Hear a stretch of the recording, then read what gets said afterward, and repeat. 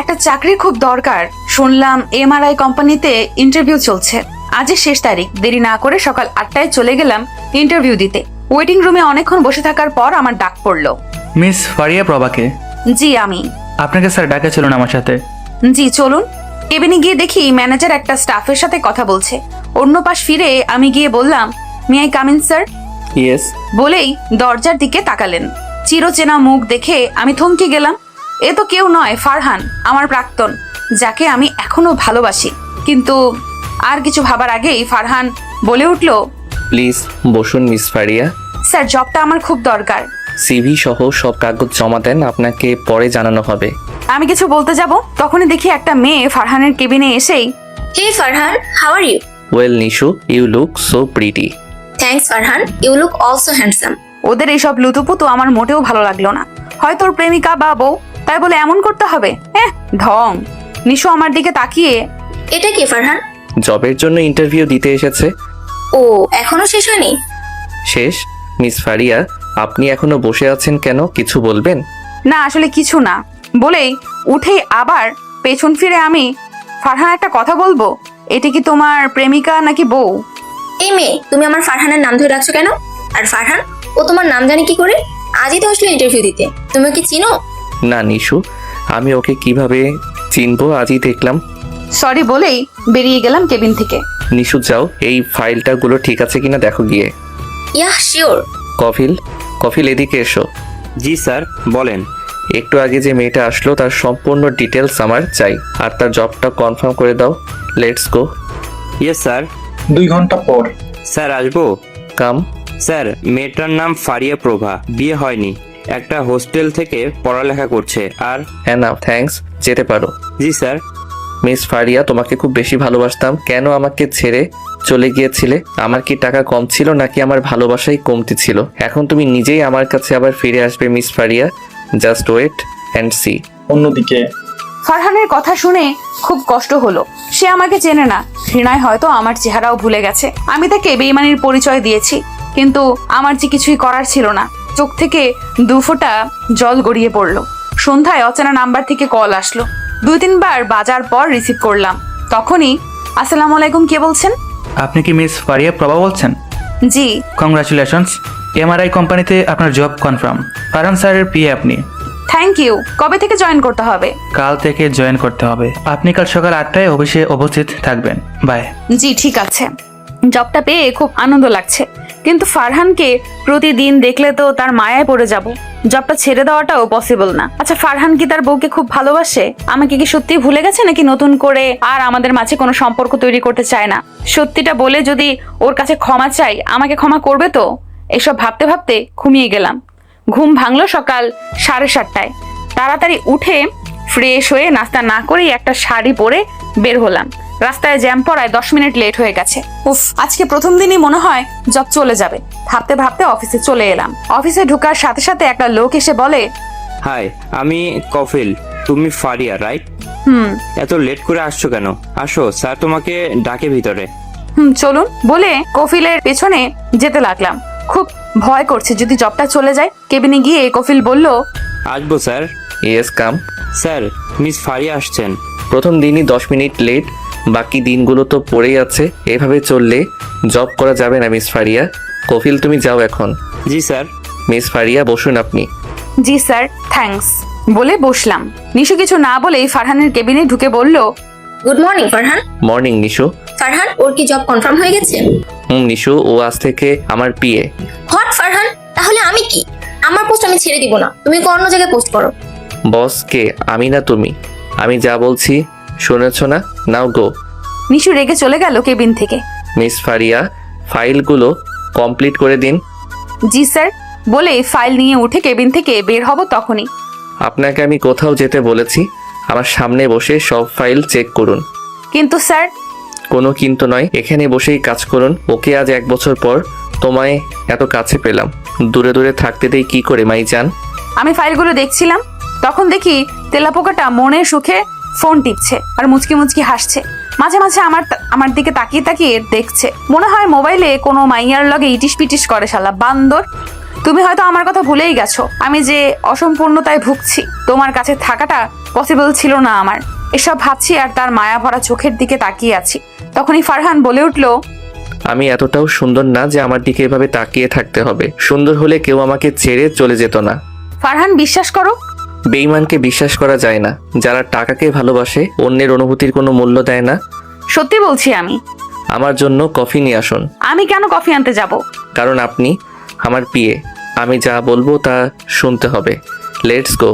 ওকে বলে বিরক্ত নিয়ে কেবিন থেকে বের হতেই একটা লোকের সাথে ধাক্কা খেয়ে নিচে পড়ে গেলাম। সাথে সাথে এই লোকটাকে ইতর বিলাই গাধা প্লাস্টিক চোখে দেখেন না, উগান্ডা থেকে আমদানি হয়েছে মনে হয় বলে উঠতে যাব, তখনই লোকটা হাত বাড়িয়ে দিল। আমি তার হাত ধরে উঠবো, তখনই ফারহান এসে আমাকে আমার হাত ধরে উঠিয়ে দিল আর বলল, আমি ডাকা ছাড়া আমার কেবিনে আসবেন না, ওকে? আর লোকটা আমার দিকে কেমন লোলুপ চোখে তাকিয়ে বলে উঠল, হাউ সুইট। ও সুইট না, মিরাজ শেখ। ওর নাম ফারিয়া প্রভা, আমার পিয়ে। বাট ওকে তো আগে দেখিনি। আমার নিউ পিয়ে। চলুন ভিতরে। আর মিস ফারিয়া, আপনাকে কাজ দিয়েছি, এখানে দাঁড়িয়ে আমাদের কথা শুনতে বলিনি। নিজের কাজ করুন। Let's go. ওকে স্যার বলেই লোকটার দিকে এগিয়ে যাই। সেটা দেখে ফারহান রাগী চোখে আমার দিকে তাকিয়ে আছে। আমিও ফারহানকে রাগানোর জন্য লোকটার কাছে গিয়ে বললাম, হাই, আমি ফারিয়া প্রভা। হ্যালো, আমি মিরাজ শেখ। ধাক্কা দেওয়ার জন্য আই এম সরি, আমি দেখতে পাইনি। ইটস ওকে বলেই চলে গেলাম কফি বানাতে। সেখানে গিয়ে মিরাজ বেটাকে বিড়বিড় করে গালি দিচ্ছিলাম। শালা উগান্ডা, চোখে দেখে না মেয়েদের গায়ের উপর পড়ে, লুচু কোথাকার। আসছি আবার সরি বলতে। আই এম টলি। আমাকে দেখতে পাইনি। গাল বাঁকা করে বললাম। তখনই পেছন থেকে কে যেন বলে উঠলো, বাহ, একদিনে তো ভালোই হাত করে নিয়েছো ফারহানকে। শুনে পেছন ফিরে দেখি নিশু পেতনিটা দাঁড়িয়ে আছেন। তাকে দেখে আমার রাগ উঠে গেল। ও আপনি কি করছেন এখানে? তা কি তোমাকে বলতে হবে নাকি? বলতে হবে।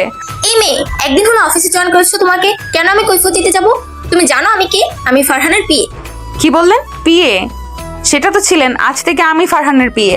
আর অফিস টাইমে কাজ ফেলে এদিক সেদিক ঘোরাফেরা করছেন কেন? যান নিজের কাজ করুন। তোমার চাকরি তো কেড়ে নিবই আমি, আর তোমাকেও দেখে নিব। আমার কাছে এসে মুখের উপর আঙুল তুলে আঙুল নাবিয়ে কথা বলুন, মিস নিশু ওরফে ময়দা পেতনি। এই মেয়ে, কি বললে তুমি আমাকে? তো আমি বলেই মুখ বাঁকা করে চলে গেল। আর আমি ওর হিংসা দেখে মিটমিট করে হাসতে লাগলাম। 1 ঘন্টা পর ফারহানের কেবিনের দিকে যেতেই দেখি মিরাজ শেখ ফোনে কথা বলতে বলতে কেবিন থেকে বের হচ্ছে। আমি কিছু না বলেই চলে যেতে নিলে আমার হাত ধরে টান দেয়, আর আমি সাথে সাথে হাত ছেড়ে দিয়ে বলে উঠলাম, এটা কোন ধরনের অসভ্যতামি? কুল বেবি, এত রেগে যাওয়ার কি আছে? তোমার মতো এত সফট মেয়েকে যে কেউ শুতে চাইবে? আর তোমার কোমর যে। বলেই আমার কোমরে হাত দিয়ে দিল, আর আমি সাথে সাথে একটা থাপ্পড় মারলাম। হোয়াট দ্য হেল, তোর সাহস কি করে হয় আমাকে থাপ্পড় মারার? বলেই আমাকে থাপ্পড় মারতে আসলে কে যেন হাতটা ধরে ফেলে। তাকিয়ে দেখি ফারহান। কি হয়েছে মিস্টার মিরাজ শেখ? ওর গায়ে হাত তুলছেন কেন? তুমি জানো ফারহান ওই 2 টাকার মেয়ে আমাকে থাপ্পড় মেরেছে? ওর সাহস কি করে হয় আমার গায়ে হাত তোলার? কি হয়েছে মিস ফারিয়া? ওনাকে থাপ্পড় মেরেছেন কেন? স্যার, উনি আমার শরীরে আর কিছু বলার আগেই নিশু পেতনিটা এসে বলে, আরে ফারহান, এইসব 2 টাকার মেয়ে আর কি পারে? মিরাজ শেখ যাচ্ছিলেন, মিস ফারিয়া এসে ওনার সাথে নিজের ইচ্ছায় ধাক্কা দিয়ে নিচে পড়ে যায়, আর মিরাজ শেখ উঠিয়ে দিলে ওনাকে থাপ্পড় মারে। জানো না, এইসব মেয়ে কোনো টাকাওয়ালা ছেলেকে দেখলেই তো নিজের ইচ্ছা গায়ে পড়ে। ছোট লোক কোথাকার। বলেই মুখ বাঁকা করে ফেলে। ফারহান নিশুর কথা শোনার পরপরই আমাকে একটা থাপ্পড় মারে। আমি গালে হাত দিয়ে ভাবছি, মানুষ কিভাবে এত মিথ্যা বলতে পারে? ফারহানের তো আমার কথাটা একবার শোনার দরকার ছিল। চোখের পানি চিকচিক করছে। তা দেখে নিশু বলে, এসব ন্যাকাগানা করো না তো, তোমাদের মতো মেয়েদের চেনা আছে ঢং। মিরাজ শেখ, ওর হয়ে আমি ক্ষমা চেয়ে নিচ্ছি। সরি, কিছু মনে করবেন না। It's okay. চলুন আপনাকে গিয়ে দিয়ে আসি। বলেই ফারহান আর মিরাজ শেখ চলে গেল। আমি বোকার মতো তখনও দাঁড়িয়ে আছি। কি থেকে কি হয়ে গেল? অফিসের সব স্টাফ আমার দিকে তাকিয়ে আছে, আর নিশু আমার কাছে এসে বলে, তোমাকে বলেছিলাম না তোমার চাকরি আমি কেড়ে নিব। সবে তো শুরু। ফারহানকে হ্যাক করা এতটাও সোজা না মিস ফারিয়া। বলেই শয়তানি হাসি দিয়ে বলে ওঠে, এইখানে কি সিনেমা চলছে? সবাই এইভাবে তাকিয়ে আছো কেন? যাও নিজের কাজে যাও। সবাই চলে গেল, সাথে নিশুও। আমি দৌড়ে আমার ওয়াশরুমে গিয়ে কান্না করতে লাগলাম। কেন আমার কথা একবার শুনলে না ফারহান? একবার তো আমাকেও জিজ্ঞেস করে জানতে পারতে। এসব ভাবছি আর কান্না করতেছি। ওয়াশরুম থেকে ফ্রেশ হয়ে কেবিনের দিকে যেতেই একটা মেয়ে বলে উঠলো, হাই, আমি তিশা। হাত বাড়িয়ে দিয়ে, হ্যালো, আমি ফারিয়া। তুমি স্যারের নতুন পিয়ে, তাই না? হুম। তুমি মন খারাপ করো না, ওই নিশু ভূতির কথা আমি জানি নিশু মিথ্যা বলেছে, আর মিরাজ শেখ লোকটা খুব বাজে, মেয়েদের শরীরে হাত দেয় শুধু। আর নিশু তোমাকে অপমান করার জন্য ওইসব মিথ্যে কথা বলেছে, আমি সব দেখেছি। আমার কোনো দোষ ছিল না, সত্যি। আরে আরে, কান্না করছো কেন? ওই নিশুটা এমনই, মানুষকে অপমান করে শুধু। আর তুমি এখন স্যারের বিয়ে না, এখন নিশু হিংসা জ্বলে পুড়ে মরবে, শুধু তোমার উপর প্রতিশোধ নিতে চাইবে। সাবধানে থেকো তুমি। আর শুনো, আজ থেকে চাইলে তুমি আমার সাথে সব শেয়ার করতে পারো, বন্ধু ভেবে। বলেই আমার চোখের পানি মুছে দিল। ওকে, আমি নিশুর এই অপমানের প্রতিশোধ নিয়েই ছাড়বো।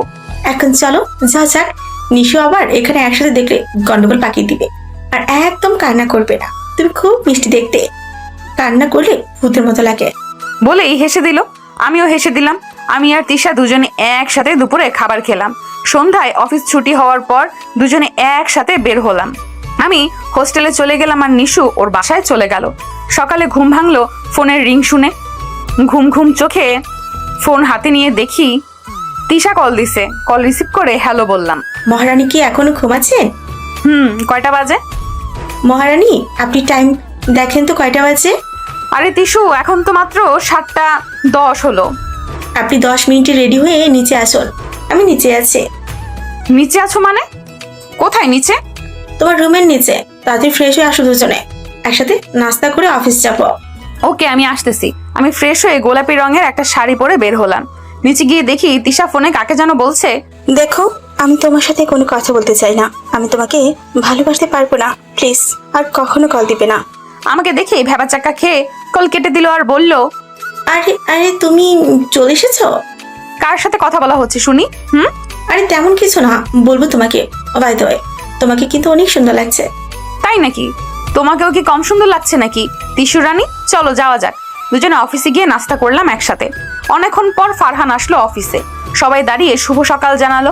আমি তো দেখেই ফিতা, খোঁজা খোঁজা দাড়ি, black colour sunglass, black shirt, সব মিলিয়ে ক্রাশ খাওয়ার মতো। কিন্তু আমি ক্রাশ খেয়েও লাভ নেই। অনেকক্ষণ পর ফারহান আমাকে তার কেবিনে ডাকলো। আমি গিয়ে, may I come in sir? Yes miss Fariya, come. Sir আমাকে ডাকছিলেন?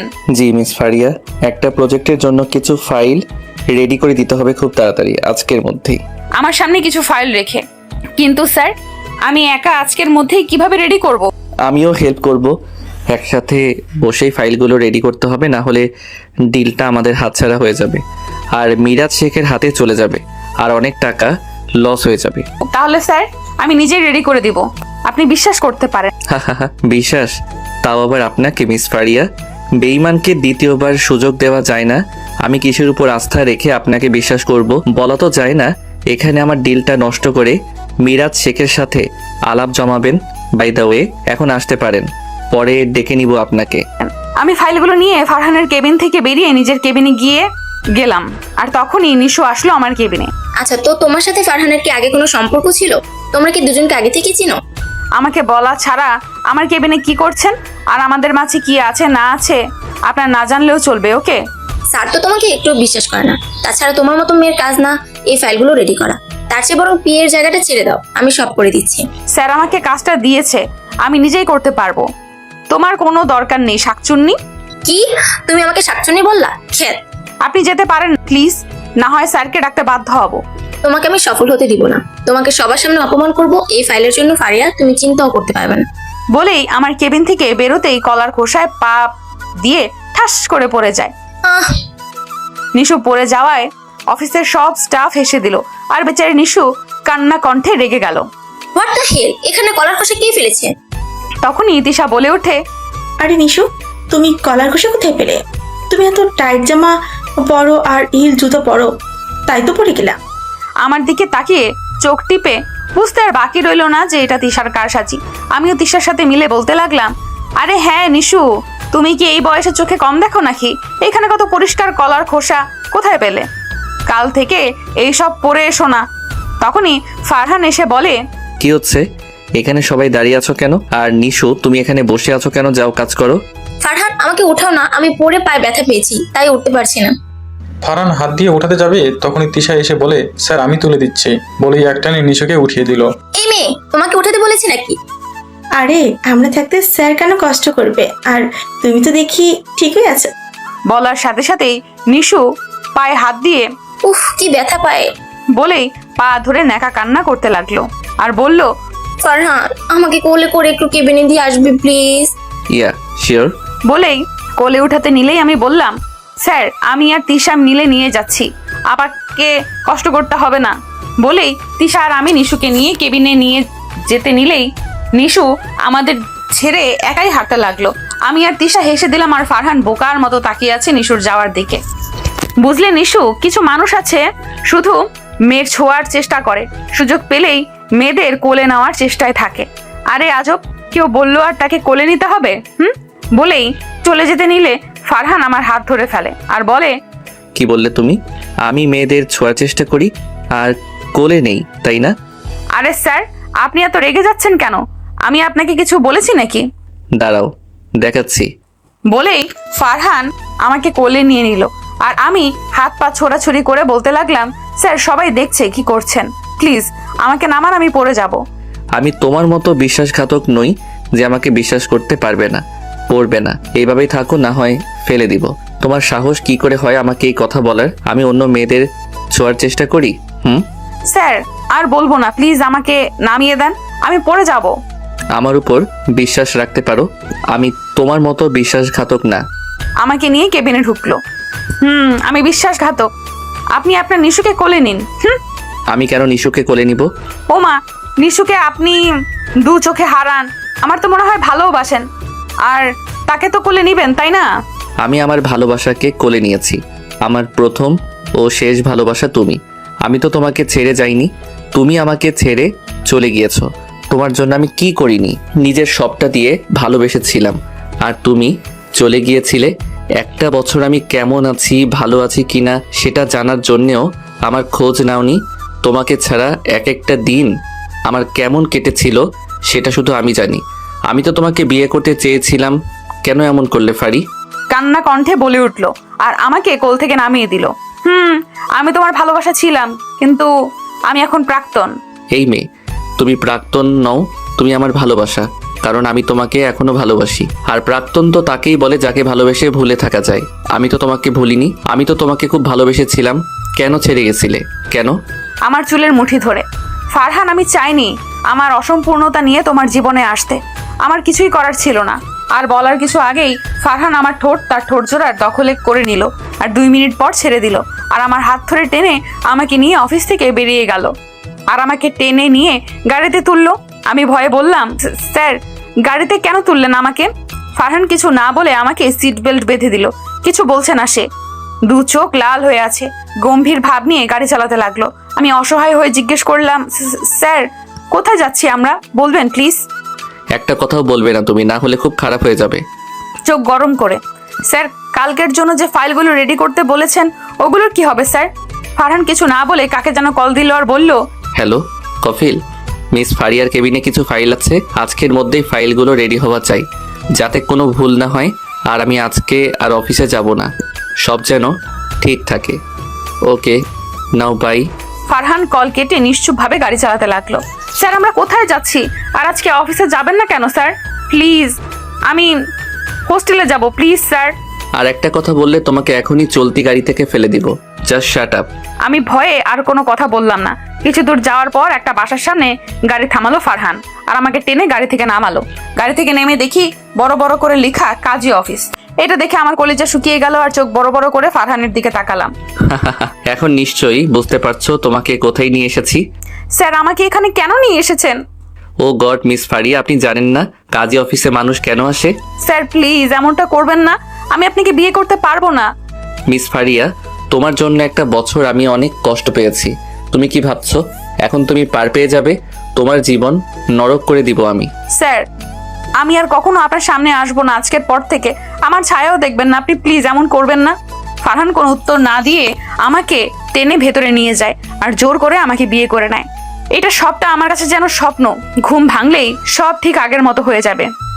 গাড়ি নিজ গতিতে চলছে, আমি রোবটের মতো গাড়িতে বসে আছি আর ভাবছি 1 বছর আগের কথা। সেদিন ছিল আমার খালাতো ভাই তানভীরের বিয়ে। আমি কখনো শাড়ি পরিনি, শখ করেই সেদিন প্রথম পরেছিলাম, ইউটিউব দেখে দেখে শাড়ি পরে বের হলাম, সবার সাথে আড্ডা দিলাম। এক এক করে সবাই হলুদ দিল ভাইয়াকে। আমি শাড়ি সামলাতে না পেরে উপরে যাচ্ছিলাম শাড়ি চেঞ্জ করতে। অন্ধকারে সিঁড়ি দিয়ে ওঠার সময় ধাক্কা খেয়ে পড়ে যেতে নিলেই কেউ ধরে ফেলে। আমি চোখ বন্ধ করে চোর বলে চিৎকার দিতেই লোকটি আমার মুখ চেপে ধরে আর বলে, এই চুপ চুপ, প্লিজ চিৎকার করবেন না। আমি ফারহান, তানভীরের বন্ধু। মোবাইলের ফ্ল্যাশ জ্বালিয়ে ওনার মুখের উপর ধরে বলেই মুখ থেকে হাত ছেড়ে দিল। ও গড, বাঁচলাম। কিন্তু আপনি এখানে কি করছেন? না, আসলে আমি ছাদে গিয়েছিলাম বাতাস খেতে। ছি, কি গন্ধ সিগারেটের, ইয়াক। আপনি সিগারেট খেতে গেছিলেন ছাদে, তাই না? না মানে, জি। এখন আমি সবাইকে বলবো আপনি সিগারেট খান।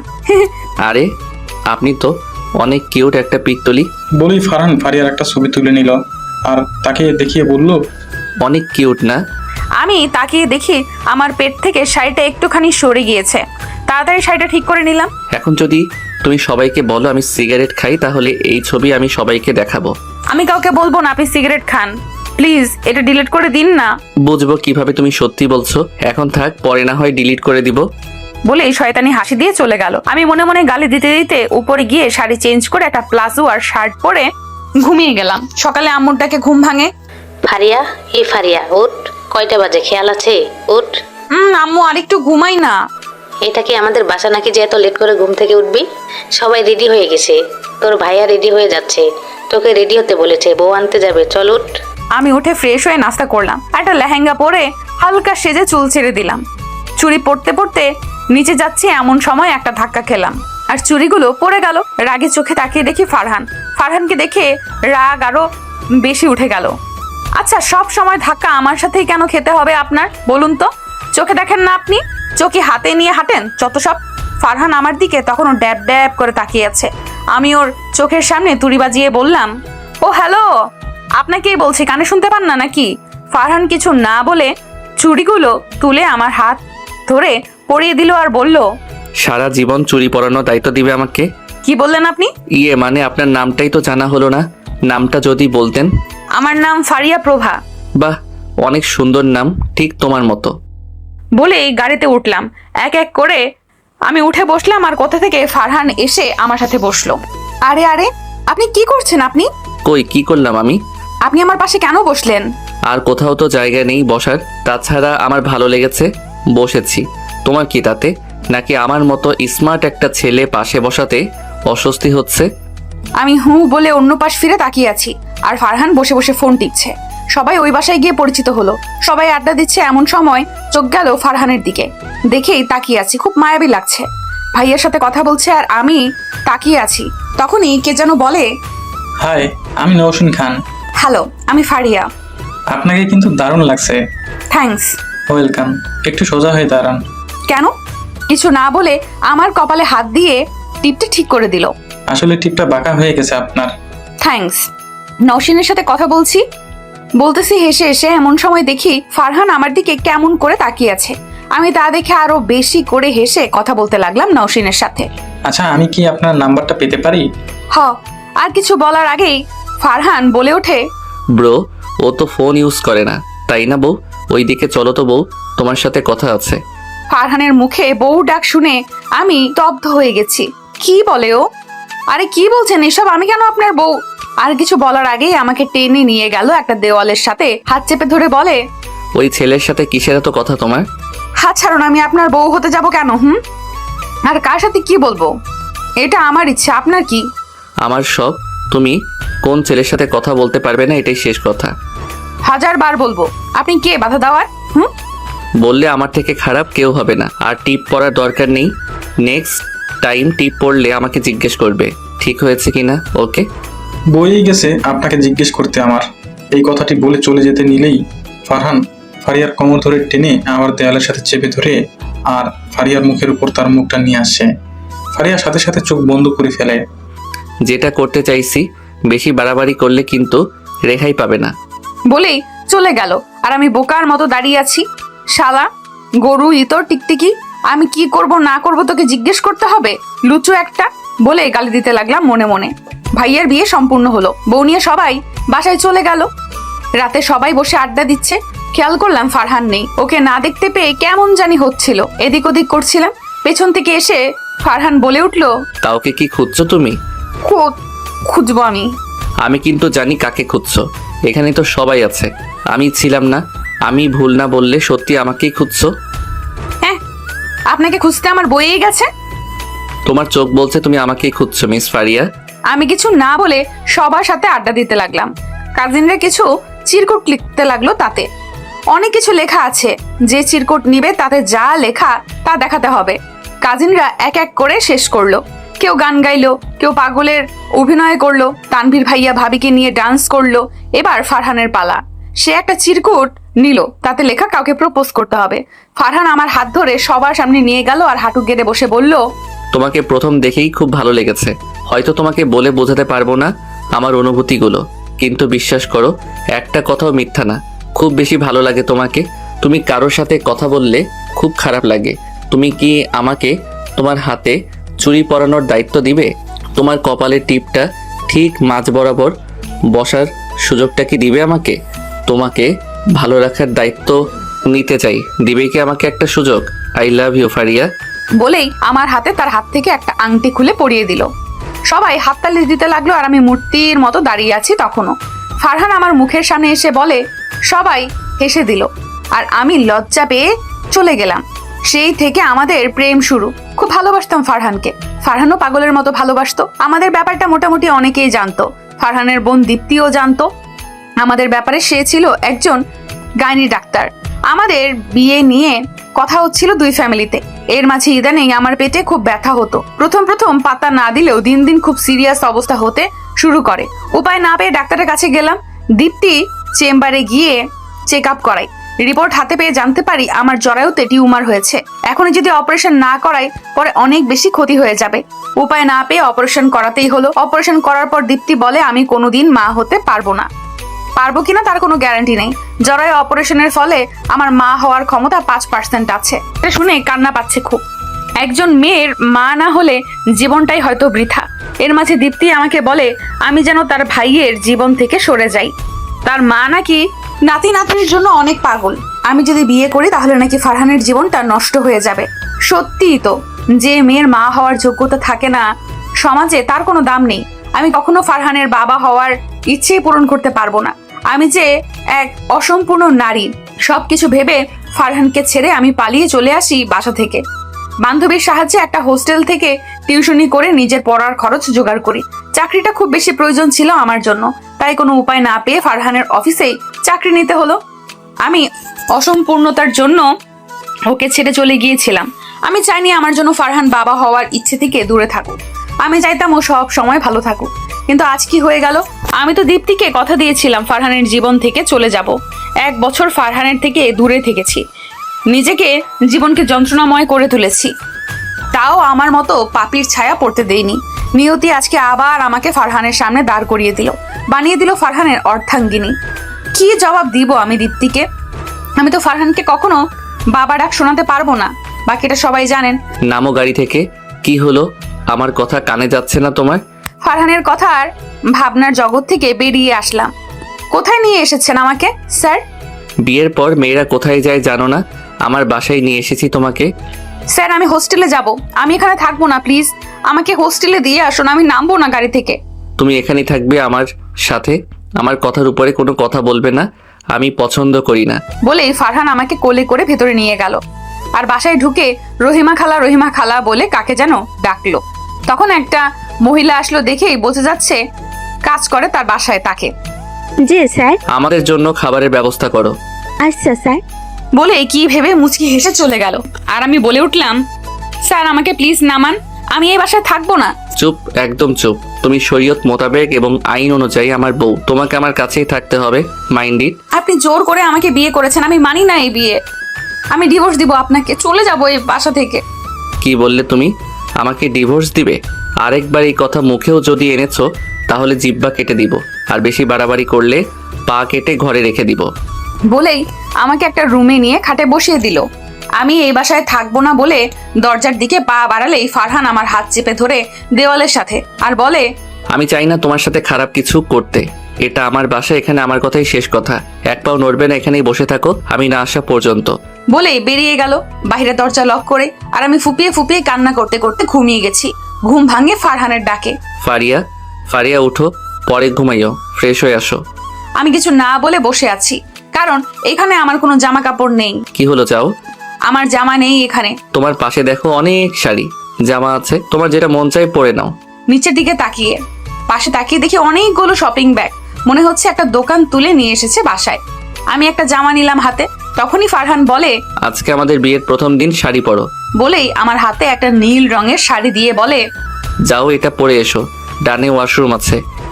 আমি কিছু না বলে হাত থেকে শাড়ি নিয়ে ওয়াশরুমে চলে গেলাম। ফ্রেশ হয়ে শাড়ি পরে বের হলাম, চুল থেকে পানি পড়ছে। দেখি ফারহান বসে বসে ফোন টিপছে, আমাকে দেখে তাকিয়ে আছে। আমি কাকে দেখেছি? আমার নীল পরি একদম বউ বউ লাগছে, ইচ্ছে করছে জড়িয়ে ধরে ভেজা চুলের স্মেল। ইস, পাগল হয়ে যাবো। ফারহানের এমন ভাবে তাকিয়ে থাকা দেখে আমি মনে মনে গালি দিতে লাগলাম। শালা লুচু, মেয়ে মনে হয় জীবনেও দেখেনি, চোখ দিয়ে গিলে খাচ্ছে। আমি কিছু না বলে আয়নার সামনে গিয়ে চুল মুছতে লাগলাম। তখনই কেউ পেছন থেকে আমার কোমরে হাত দিয়ে জড়িয়ে ধরে চুলে মুখ গুজে ভেজা চুলের স্মেল নিচ্ছে। বুঝতে বাকি নেই এটা ফারহান। আমি সাথে সাথে তাকে সরিয়ে দিয়ে বলি, আপনি আমায় স্পর্শ করেন কোন অধিকার নিয়ে? তুমি মনে হয় ভুলে গেছো, তুমি আমার বউ, আর বউকে স্পর্শ করার অধিকার আমার আছে। আমি আপনাকে বর হিসাবে মানি না। তুমি না মানলে কি হবে, দুনিয়ার সবাই মানবে তুমি আমার বউ। বাই দ্য ওয়ে, ভেজা চুলে কিন্তু তোমাকে দারুণ লাগে। শালা লুচু। ছি ছি, নিজের বরকে শালা বললে পাপ হবে বউ। আমার বয়ে গেছে আপনাকে বর ডাকতে। তোমার ক্ষুধা লাগেনি? লাঞ্চ করবে না? চলো। আমি খাবো না, আমার ক্ষুধা নেই। তুমি বললে তো হবে না, ক্ষুধা নেই। ওকে, আমি তোমাকে খাইয়ে দিচ্ছি। ওয়েট, রহিমা খালা, ও রহিমা খালা এদিকে এসো। বলে কাজের লোককে ডাকতে লাগলো। একটু পর রহিমা খালা আসলো। জি স্যার। আমাদের জন্য খাবারগুলো আমার রুমে পাঠিয়ে দাও। আচ্ছা স্যার। বলেই চলে গেল। কিছুক্ষণ পর খাবার নিয়ে রুমে আসলো রহিমা খালা। খাবার রেখে চলে গেল। ফারহান প্লেটে খাবার নিয়ে আমার কাছে এসে বলে, হা করো বউ। আমি খাবো না। হা করতে বলেছি, হা করো। কথা বলো কেন? রেগে বলল। আমি ওর রাগ দেখে ভয়ে হা করি, আর ফারহান আমাকে খাইয়ে দিচ্ছে, কিন্তু সে খাচ্ছে না। তাই জিজ্ঞেস করলাম, আপনি খাবেন না? বাহ, আমার জন্য মায়া হচ্ছে দেখি। 1 বছর যে আমার কোনো খবর ছিল না, তখন তো আমি খাচ্ছি কিনা তার খবর রাখুনি, এখন আর মায়া দেখাতে হবে না। ফারহানের কথায় খুব কষ্ট পেলাম। আমার খেতে ইচ্ছে করছে না, আপনি খেয়ে নিন। বেশি কথা বলো তুমি, তোমাকে খাইয়ে দিয়ে তারপর আমি খাবো। ফারহান আমাকে খাইয়ে নিজে খেয়ে নেয়। রাতে অফিসের কাজ শেষ করে আবার আমাকে খাইয়ে দেয়, সাথে নিজেও খায়। আমি খাটে বসে বসে ভাবছি, ফারহানের মা কোথায় আর তার বোন দীপ্তি বা কোথায়? জিজ্ঞেস করতেও ভয় লাগছে। যদি এখানে থাকে তো দেখার কথা, কিন্তু এখন পর্যন্ত তো দেখতে পেলাম না। আচ্ছা, আমি জবাব দিব কি দীপ্তিকে আর ফারহানের মাকে? আমাকে মেনে নেবে তো? ফারহান যদি জানে আমার মা হওয়ার ক্ষমতা নেই, তাহলে আমাকে কি আবার ডিভোর্স দিয়ে দিবে? না, যেভাবে হোক ফারহানের থেকে দূরে সরে যেতে হবে, এইসব ভাবছি। অন্যদিকে ফারহান বসে বসে ফোন টিপছে। আমাকে চিন্তিত দেখে বলে, কি ভাবছো ফারিয়া? ফারহানের কথায় ভয় পেয়ে বলি, মানে কই কিছু না। তোমাকে দেখে চিন্তিত মনে হচ্ছে। আপনার তো মা বাবা আর বোন কোথাও দেখছি না। বাবা দেশের বাইরে গিয়েছে অফিসের কাজে, আর মা দীপ্তি ঘুরতে গেছে কয়েকদিনের জন্য। ও আসবে কবে? আসবে কয়েকদিন পর। অনেক রাত হয়েছে, ঘুমাবে না? বলেই বালিশ সোফার দিকে নিয়ে যাচ্ছে। তখনই ফারহান বলে ওঠে, দাঁড়াও, কি ব্যাপার, কোথায় যাচ্ছ? কেন, ঘুমাতে। ঘুমাবে, ভালো কথা। বালিশ নিয়ে কোথায় যাচ্ছ? আমি সোফায় ঘুমাবো। কেন, খাটে কি সমস্যা নাকি? জায়গা হবে না খাটে? আমি আপনার সাথে থাকবো না। আমার সাথে থাকবে না তো কার সাথে থাকবে? তুমি ভুলে গেছো নাকি তুমি আমার বিয়ে করা বউ? আমি আপনাকে বর মানি না, আমাকে জোর করে বিয়ে করেছেন। আমি আমার ভালোবাসাকে বিয়ে করেছি, তুমি আমার বউ এখন। আমি আপনার ভালোবাসা 1 বছর আগে ছিলাম, এখন আমি আপনাকে ভালোবাসি না। আমি প্রাক্তন আপনার, আপনি জোর করে বিয়ে করেছেন আমাকে। তোমার কাছে আমি প্রাক্তন ছিলাম, কিন্তু আমার কাছে তুমি আমার ভালোবাসা ছিলে। কখনোই তোমাকে প্রাক্তন ভাবিনি। আর আজ থেকে তুমি আমার বউ, এটা মাথায় রাখবে। কিছু দরকার হলে রহিমা খালাকে বলবে এনে দিতে। ঘরের বাইরে যাবে না, এখন খাটে এসে ঘুমাও। আমি থাকবো না আপনার সাথে, আমি সোফায় ঘুমাবো। আর আমাদের ডিভোর্স পেপার তৈরি করুন, আমি চলে যাব। ডিভোর্সের কথা শুনে ফারহান আমাকে টেনে তার সাথে মিশিয়ে আমার ঠোঁটে তার ঠোঁট ডুবিয়ে দেয়, আর জোরে একটা বাইট কামড় দিয়ে বসিয়ে দেয়। আমি ব্যথায় কোকিয়ে উঠি, আমার চোখের কোণে পানি জমে যায়। ফারহান আমাকে ছেড়ে দেয়। ঠোঁটে হাত দিয়ে দেখি রক্ত বেরিয়ে গেছে। আর কখনো ডিভোর্সের কথা মুখে আনলে এর চেয়েও খারাপ হবে। বলেই আমাকে বুকে নিয়ে জড়িয়ে ধরে শুয়ে পড়ে, আর আমি কান্না করতে করতে ঘুমিয়ে পড়ি। আর সকালে উঠে দেখি আমি অচেনা একটা ঘরে শুয়ে আছি। আমি উঠে বসে কোথায় আছি বোঝার চেষ্টা করছি। এর মধ্যে ফারহান কফি নিয়ে রুমে আসলো।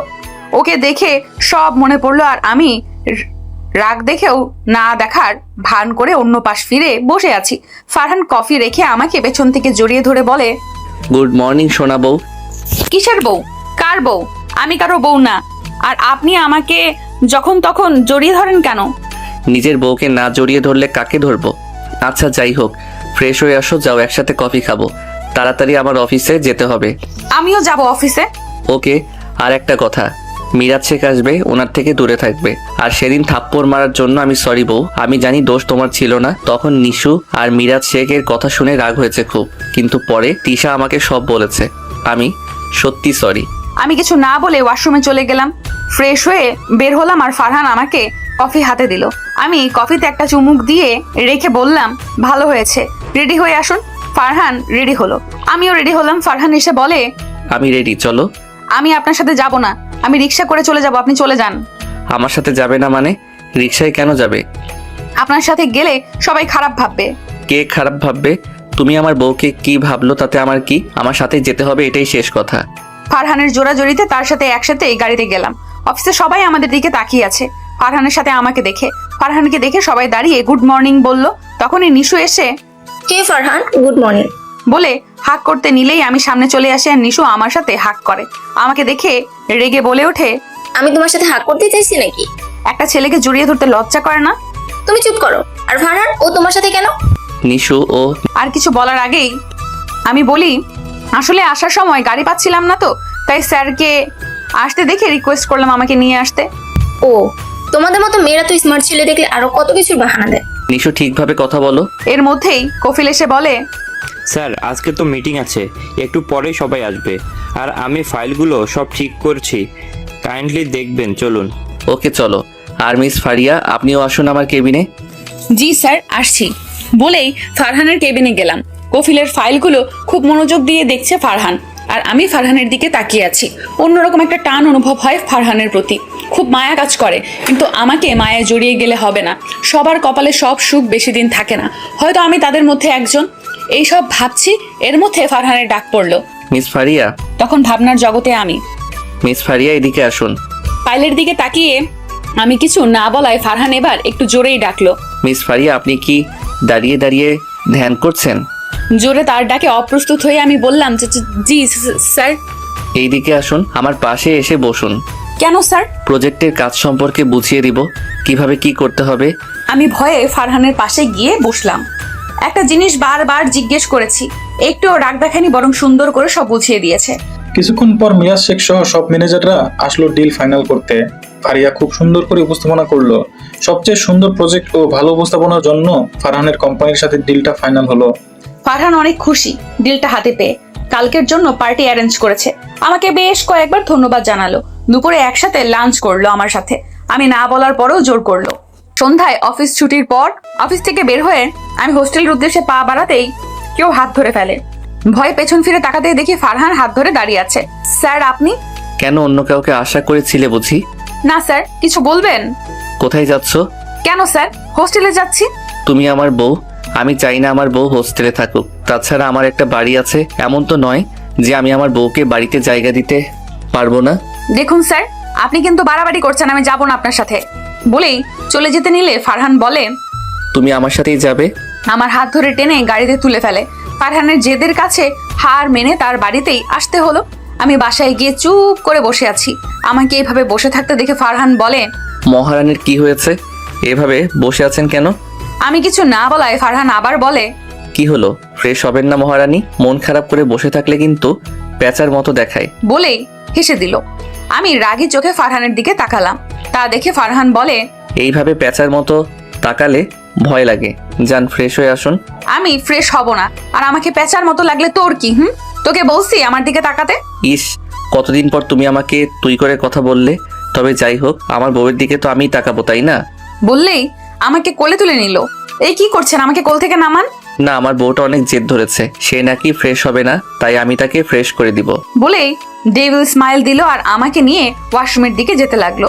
স্যার আমি ফ্রেশ হব, প্লিজ আমাকে নিচে নামিয়ে দিন। না, আমি ফ্রেশ করিয়ে দিব। তুমি আগে আমার কথা শোনো নাই কেন? স্যার আমি আপনার কথা শুনবো, প্লিজ আমি নিজেই ফ্রেশ হব। ওকে, তবে একটা শর্ত আছে। তুই শর্ত মানলে আমি নামিয়ে দিব। কি শর্ত? আমি শুনবো স্যার। সত্যি শুনবে? স্যার প্লিজ নামিয়ে দিন। ওকে, বলছি। বলেই আমাকে কোল থেকে নামিয়ে দিল। স্যার কি শর্ত? আমাকে একটা চুমু দাও। বলেই আমাকে কাছে টেনে নিল। ওকে, আগে চোখ বন্ধ করুন। ওকে, করলাম। বলেই চোখ বন্ধ করে ফেললো। সেই সুযোগে আমি তাকে ধাক্কা দিয়ে ওয়াশরুমের ভেতরে দরজা লক করে দিলাম আর ভেতরে গিয়ে জোরে জোরে হাসতে লাগলাম। ফারহান বলে উঠল, আমাকে বোকা বানানো, তাই না? সব সুদে আসলে বুঝে নিব পরে। আমি ফ্রেশ হয়ে বের হলাম। ফারহান দেখি ফোনে কথা বলছে কার সাথে। আমাকে দেখে কল কেটে দিল। আমি আর কিচ্ছু বলিনি। রাতে ডিনার শেষ করলাম। আজকেও সোফায় ঘুমাতে চাইলে ফারহানের কথায় বাধ্য হয়ে বিছানায় ঘুমাতে আসলাম আর বারবার নিষেধ করার পরেও ফারহান আমাকে তার বুকে নিয়েই ঘুমালো। সকালে দুজনে নাস্তা করে রেডি হয়ে অফিসে গেলাম। আমি তিশাকে আমাদের ব্যাপারে সব বললাম। তখনই ফারহান আমাকে তার কেবিনে ডাকলো। আমি গিয়ে দেখি নিশু ফারহানের হাত ধরে বসে আছে। ফারহানকে কি যেন দেখাচ্ছে তার ফোনে। তা দেখে আমার খুব রাগ হলো। ইচ্ছে করছে ওই নিশু পেতনির চুল সব ছিঁড়ে ফেলি। আমি বললাম, আসবো স্যার? মিস ফারিয়া, আসো। স্যার কেন ডেকেছিলেন? কোনো কাজ আছে? নিশু, তুমি এখন যাও। ওকে ফারহান। বলুন স্যার। তোমাকে নিয়ে একটু শপিং এ যাব এখন, আর আমি বাকি সব কাজ কফিলকে বুঝিয়ে দিয়েছি। স্যার আমার ভালো লাগছে না, আপনি বরং নিশুকে নিয়ে যান। নিশুকে কেন নিয়ে যাব? নিশু আমার বউ না, আমার বউ তুমি। স্যার এটা অফিস আর এখানে আমি আপনার কর্মচারী। অফিস হোক আর বাসা, তুমি আমার বউ। আমি যা বলবো তাই হবে। প্লিজ স্যার, আমি যাব না, আপনি বরং নিশুকে নিয়ে যান, সে অনেক খুশি হবে। চুপচাপ আমার সাথে এসো। বেশি কথা বললে কোলে করে সবার সামনে থেকে নিয়ে যাব। আপনি যান, আমি আসছি। ফারহান চলে গেল। সে যাওয়ার পর আমিও গেলাম শপিং মলে। দিয়ে আমাকে কিছু জুয়েলারি কিনে দিল, কিছু শাড়ি কিনে দিল। শপিং করে বের হওয়ার সময় ফারহান বলে উঠলো, কিরে তুই এখানে? ফারহান কাকে এই কথাটা বলছে দেখার জন্য পাশ ফিরতেই দেখি দীপ্তি দাঁড়িয়ে আছে, সাথে একটা ছেলে, মনে হয় দীপ্তির হাজবেন্ড। আমি তাকে দেখে ভূত দেখার মতো চমকে গেলাম। কিছু না বলে চলে যেতে নিলেই ফারহান আমার হাত ধরে ফেলে। আরে দাঁড়াও, কোথায় যাচ্ছ? না মানে স্যার। থাক, কিছু বলতে হবে না। আর দীপ্তি, তাসিন, তোমরাও কি শপিং করতে এসেছো? দীপ্তি আমার দিকে তাকিয়ে আছে, কিছু বলছে না। তাই তার হাজবেন্ড তাসিন বলে ওঠে, ভাইয়া, দীপ্তিকে নিয়ে একটু শপিং করতে বের হলাম। আর মেয়েটিকে? আমার দিকে তাকিয়ে কথাটা বলল তাসিন। ফারহান কিছু বলার আগে আমি বলে উঠি, আমি ওনার বাকিটা বলার আগে ফারহান বলে, ও আমার ওয়াইফ তাসিন। কি বলছো এসব ভাইয়া? ওকে তুমি বিয়ে করেছো? কেন, আমি ওকে বিয়ে করতে পারি না নাকি? ও মেয়ে নয়? ভাইয়া তুমি? আরে তুমি এমন করছো কেন? ভাইয়া হয়তো মজা করছেন, তাই না? আমাকে কি তোমাদের মজার পাত্র মনে হয় তাসিন? কিন্তু কখন বিয়ে করলেন? কই, আমরা তো শুনিনি। সবাইকে সারপ্রাইজ দিব ভেবেছি, তাই বলিনি। Wow, congratulation. Thank you Tasin. চলো আমার বাসায়। আর দীপ্তি, তোরা কখন এলি? মা কেমন আছে? কাল এসেছি। তাই বলিনি। বলেই তাসিনের হাত ধরে টেনে নিয়ে গেল। আমি কিচ্ছু বলিনি ওদের কথার মাঝে। আচ্ছা চলো আমরা বাসায় যাই। বলেই আমাকে টেনে গাড়িতে বসিয়ে দিল। সারা পথ আমি একটা কথাও বলিনি, চুপ করেছিলাম। বাসায় গিয়ে ফ্রেশ হয়ে লাঞ্চ করে নিলাম। সারা বাড়ি সাজানো হচ্ছে, সন্ধ্যায় পার্টি অ্যারেঞ্জ করছে ফারহান। পার্টিতে অফিসের সবাইকে ইনভাইট করেছে। খুব সুন্দর করে সারা বাড়ি সাজানো হয়েছে। সন্ধ্যায় একে একে সকল গেস্ট আসা শুরু করে। আমি রুমে একা বসে আছি। তখন ফারহান এসে বলল, কি ব্যাপার, রেডি হচ্ছ না কেন? আমি কেন রেডি হব? অনেক গেস্ট আসবে, তুমি কি এখানে বসে থাকবে নাকি? যাও রেডি হয়ে আসো। আমি কিছু না বলে রেডি হতে গেলাম। রেড কালার একটা লং ড্রেস পরেছি, চুলগুলো ছেড়ে দেওয়া, রেড কালার লিপস্টিক দিয়েছি। আমি রেডি হয়ে বসে আছি। কিছুক্ষণ পর ফারহান আসলো রুমে। কি ব্যাপার, তুমি এখনো রেডি হওনি? বলেই রুমে ঢুকে হা করে তাকিয়ে আছে আমার দিকে। আমিও তাকে দেখে তাকিয়ে আছি। পুরো প্রিন্স লাগছে দেখতে। বাহ, প্রেমে পড়ে গেলাম আবার নতুন করে। বাহ, ভাগ্য করে এমন বউ পেলাম। লাল পরি লাগছে একেবারে, ইচ্ছে করছে কোলে তুলে নিতে। আপনাদের শুভ দৃষ্টি শেষ হলো নাকি? তিশার কথা শুনে আমি আর ফারহান দুজনেই লজ্জা পেলাম। মানে তিশু, তুমি আর ফারিয়া নিচে আসো, আমি গেলাম। বলেই ফারহান চলে গেল। তিশা আমাকে ধাক্কা দিয়ে বলে, কি মহারানী, শুভ দৃষ্টি হচ্ছিল বুঝি দুজনার? তবে যাই বলো, আজকে কিন্তু তোমাকে একদম লাল পরি লাগছে। আমি ছেলে হলে তোমাকে তুলে নিয়ে যেতাম। দুজনে কথা বলতে বলতে নিচে এসেছি। নিচে এসে দেখি নিশু ফারহানের সাথে পিক তুলছে ক্লোজ হয়ে। তা দেখে আমার প্রচন্ড রাগ ওঠে। আমি আর তিশা অন্য পাশে গিয়ে কথা বলতেছি। এই, তুমি ওই দিন কার সাথে ফোনে কথা বললা, আমাকে বলনি তো? কফিলের সাথে কথা বলছিলাম। আসলে কফিল আমাকে ভালোবাসে, তাই তার সাথে রিলেশন করার জন্য রিকোয়েস্ট করেছে। আরে, এটা তো ভালো কথা, তুমি নিষেধ করে দিলে কেন? কফিল তো খুব ভালো ছেলে। আসলে আমার ভালো লাগে না এইসব। এর মধ্যে কফিল এসে বারবার তিশার আশপাশে ঘোরাঘুরি করছে। কফিল ভাইয়া, এদিকে এসো। মিস ফারিয়া বলুন। আপনার কাউকে দরকার নাকি? মানে আমি সব জানি। যাও তিশু, তুমি কফিলের সাথে কথা বলো। তিশা যেতে চাচ্ছিল না, আমি জোর করে পাঠিয়ে দিলাম। আমি একপাশে দাঁড়িয়ে ফোন টিপছি।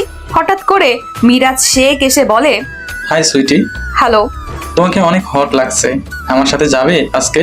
আর যা চাও তাই দিব। Mind your language mister Miraj Sheikh. আরে, এত উত্তেজিত হওয়া শরীরের জন্য ভালো না মিস ফারিয়া, চলো তো।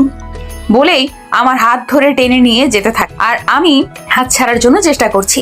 এমন সময় ফারহান এসে মিরাজের থেকে আমাকে ছাড়িয়ে নেয়, আর আমি ফারহানের পেছনে লুকিয়ে যাই। কি হচ্ছে এইসব? মিরাজ শেখ, ওকে কোথায় নিয়ে যাচ্ছেন? আরে ফারহান, তুমি কেন এর মধ্যে আসতে গেলে?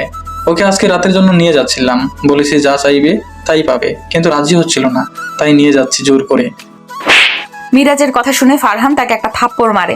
আপনার মন মানসিকতা এত নিচু কেন? এইসব বাজারের মেয়ের জন্য আজকে তুমি আমাকে এই থাপ্পড় মারলে? ওকে তো আমি নিয়ে যাবই। বলেই আমার দিকে আসতে নিলে ফারহান মিরাজকে এলো পাথারে থাপ্পড় ঘুষি মারতে থাকে, আর বলে, ওর নামে আর একটা বাজে কথা বলবি তো তোকে আমি এখানেই শেষ করে দিব। তোর সাহস কি করে হয় ওর দিকে বাজে নজরে তাকানোর? ও আমার জান হয়, বুঝলি? এইসব বলছে আর মারছে। সবাই চেষ্টা করেও ফারহানকে থামাতে পারছে না। অনেক কষ্টে ফারহানকে থামালো সবাই। এটা তুমি ঠিক করলে না ফারহান, এর ফল ভালো হবে না, কিন্তু দেখে নিও।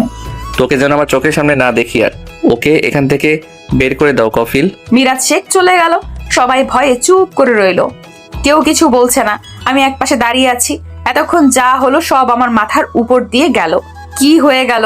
ফারহান আমাকে নিয়ে গেল সবার সামনে, আর সবাইকে উদ্দেশ্য করে বলল, আমি প্রথমে দুঃখিত আপনাদের সবার আনন্দ নষ্ট করার জন্য। মেয়ে জাতিকে নিয়ে এমন বাজে মন্তব্য আমার অপছন্দ। তাছাড়া আপনারা সকলেই জানেন আজকের এই পার্টি আমাদের অফিসে যে ডিলটা সম্পূর্ণ হয়েছে তাকে ঘিরে। কিন্তু আমি আপনাদের সবাইকে আজকে আরও একটা কথা জানাতে চাই। মিস ফারিয়া আমার ওয়াইফ। জানি কথাটা শুনে অনেকেই হয়তো বিশ্বাস করবেন না, কিন্তু এটাই সত্যি। ফারিয়া আমার বউ। এই কথা শুনে নিশুর আগে গজগজ করে চলে গেল, আর অন্যরা সবাই এই কথা শুনে সবাই করতালি দিতে লাগলো। একে একে সবাই কংগ্রাচুলেশন জানালো, আমাদের বিবাহিত জীবনে সুখী হওয়ার জন্য দোয়া করলো। রাতে সবাই ডিনার করে চলে গেল। আমি ফ্রেশ হয়ে শাড়ি চেঞ্জ করে একটা প্লাজো আর টপ পরে ব্যালকনিতে দাঁড়িয়ে আছি, আকাশের দিকে তাকিয়ে। এমন সময় ফারহান এসে আমার চুলে হাত বোলাতে লাগলো। খুব বেশি দরকার ছিল কি মিরাজ শেখকে এমন করার? মিরাজ শেখের জন্য কি তোমার খুব খারাপ লাগছে নাকি? আমি তো সে কথা বলিনি। যদি আপনার কোনো ক্ষতি করে তো? আমার কিসের ক্ষতি করবে? আর আমার কিছু হলে তো তোমার জন্য ভালো, তোমাকে মুক্তি দিয়ে দিব। বলেই ফারহান এসে শুয়ে পড়ে। কিছুক্ষণ পর ফারিয়া এসে কিছু না বলেই ফারহানের বুকে মুখ লুকিয়ে জড়িয়ে ধরে শুয়ে পড়লো। তা দেখে ফারহান মুচকি হেসে পরম আদরে ফারিয়াকে বুকের সাথে মিশিয়ে ঘুমিয়ে পড়লো। অন্যদিকে দীপ্তি তার মাকে যা ইচ্ছে তা বলল ফারিয়া আর ফারহানকে নিয়ে। দেখো মা, তোমার ছেলে খুব বেশি বাড়াবাড়ি করে ফেলেছে। তুমি এত করে বলছো যে তাকে আরো ভালো সুন্দরী মেয়ে খুঁজে দিবে। কে শুনলো কার কথা? তার এক কথা, আমি বিয়ে করব না। ওই মুখপুরীকে শেষে বিয়ে করেই নিল। তাসিনের সামনে তো লজ্জায় আমি মাথা উঁচু করে তাকাতেই পারছি না। কি আছে ওই মেয়ের মধ্যে মা? তোমার ছেলে তোমাকে একবার জানানোর চেষ্টাও করলো না, বিয়ে করে নিল। আদর দিয়ে তো বাদর বানিয়েছো। এখন প্রতিবেশীদের নানান কথা শুনবে, সবাই তো তোমাকেই বলবে নেহা তোমার ছেলে তোমাকে না জানিয়ে বিয়ে করে ফেলেছে। ছি ছি ছি। আর যখন বাচ্চা হবে না, তোমার বান্ধবীরা সবাই বলবে, কি রে নেহা, তো নাতি নাতনি কেন হচ্ছে না? ভাবতে কেমন লাগছে মা? ছি, কি লজ্জার বিষয়। তুমি কিছু বলছো না কেন মা? বলল দীপ্তি। এতক্ষণ পর মিসেস নেহারও মুখ খুললেন। আগে সব ব্যাপার জেনে নিতে হবে। ফারহান এমন একটা কাজ করবে আমি স্বপ্নেও ভাবিনি। ঠান্ডা মাথায় সব ভাবতে হবে, সুযোগ বুঝে কাজ করতে হবে। তুই এত উত্তেজিত হচ্ছিস কেন? আর এখনো তো তেমন কেউ জানে না। সকালে ফারিয়া ঘুম থেকে উঠে নিজেকে আবিষ্কার করলো ফারহানের লোমশ বুকের উপর। সিল্কি চুলগুলো এলোমেলো হয়ে আছে। ফারহানের প্রতি কেমন যেন মায়া কাজ করছে ফারিয়ার। মোহে ডুবে যাচ্ছে ফারহানের। ফ্যানের বাতাসে চুলগুলো উঠছে ফারহানের, আর ফারিয়া চুলে আস্তে আস্তে হাত বুলিয়ে দিচ্ছে। একসময় কত স্বপ্ন দেখতো ফারহানকে নিয়ে, তার একটা পরিবার হবে, বেবি হবে, সারা ঘর আনন্দে মেতে উঠবে। কিন্তু এখন এইসব ভাবতেই ফারিয়ার চোখে জল আসে। কি হবে এরপরে? কিভাবে দাঁড়াবে দীপ্তি আর তার মায়ের সামনে? ফারহানকে কিভাবে আবারও ধোকা দিবে? এইসব ভাবছে আর কান্না করছে। ফারিয়ার চোখের জল পড়ছে ফারহানের মুখের উপর, আর ফারহানের নড়াচড়া দেখে ফারিয়া ভাবনার জগৎ থেকে বেরিয়ে আসে। তাড়াতাড়ি চোখের জল মুছে নেয়। এর মধ্যে ফারহানের ঘুম ভেঙে যায়। তাকিয়ে দেখে ফারিয়ার ঘুম ভেঙে গেছে। গুড মর্নিং শোনাবো। বলেই কপালে চুমু দিল। ফারিয়া কিছু না বলে উঠে ফ্রেশ হতে চলে গেল। ফ্রেশ হয়ে ফারহানের জন্য কফি নিয়ে আসলো। রুমে ঢুকে দেখে ফারহান রুমে নেই। ওয়াশরুমের দরজা খোলার আওয়াজ পেয়ে তাকিয়ে দেখে ফারহান গোসল করে বের হলো। তার ছোট ছোট ভেজা চুলগুলো থেকে ফোঁটা ফোঁটা পানি পড়ছে। ফারিয়ার ইচ্ছে করছে ফারহানের চুলগুলো আলতো করে আঁচল দিয়ে মুছে দিতে, ফারহানের ভেজা লমস বুকে হাত বুলিয়ে দিতে ইচ্ছে করছে। ফারহান ফারিয়ার এমন ভাবে তাকিয়ে থাকা দেখে মুচকি হেসে বলে, ছি ছি, এমন করে তাকিয়ে আছো কেন? আমার লজ্জা করছে না বুঝি? ছেলে হলেও আমার লজ্জা করে তো। হাই হাই, কেমন করে তাকিয়ে আছে দেখো। বলেই মুখে হাত দিয়ে ঢেকে ফেললো। অন্যদিকে ফারহানের এমন অবস্থা থেকে ফারিয়ার লজ্জার নাজেহাল অবস্থা। কফি রেখে তাড়াতাড়ি ব্যালকনিতে গিয়ে দাঁড়িয়ে রইল। ফারিয়ার এমন করে চলে যাওয়া দেখে ফারহান হো হো করে জোরে হেসে দেয়। ফারহান কফি হাতে নিয়ে ব্যালকনিতে গিয়ে ফারিয়ার পাশে গিয়ে দাঁড়ালো। ফারহানকে দেখে ফারিয়ার লজ্জায় মাথা নিচু করে চলে আসতে নিলেই ফারহান এক হাতে দিয়ে জড়িয়ে ধরে। পালাচ্ছ কেন শোনাবো? বরকে একা ফেলে কোথায় পালানো হচ্ছে? ফারিয়ার কাঁধে পরম আবেশে নাক ঘষে কথাটি বলল। পালাবো কেন? তাহলে এখানেই থাকো। বলেই কফিতে চুমুক দিল ফারহান। বাহ, অসাধারণ হয়েছে।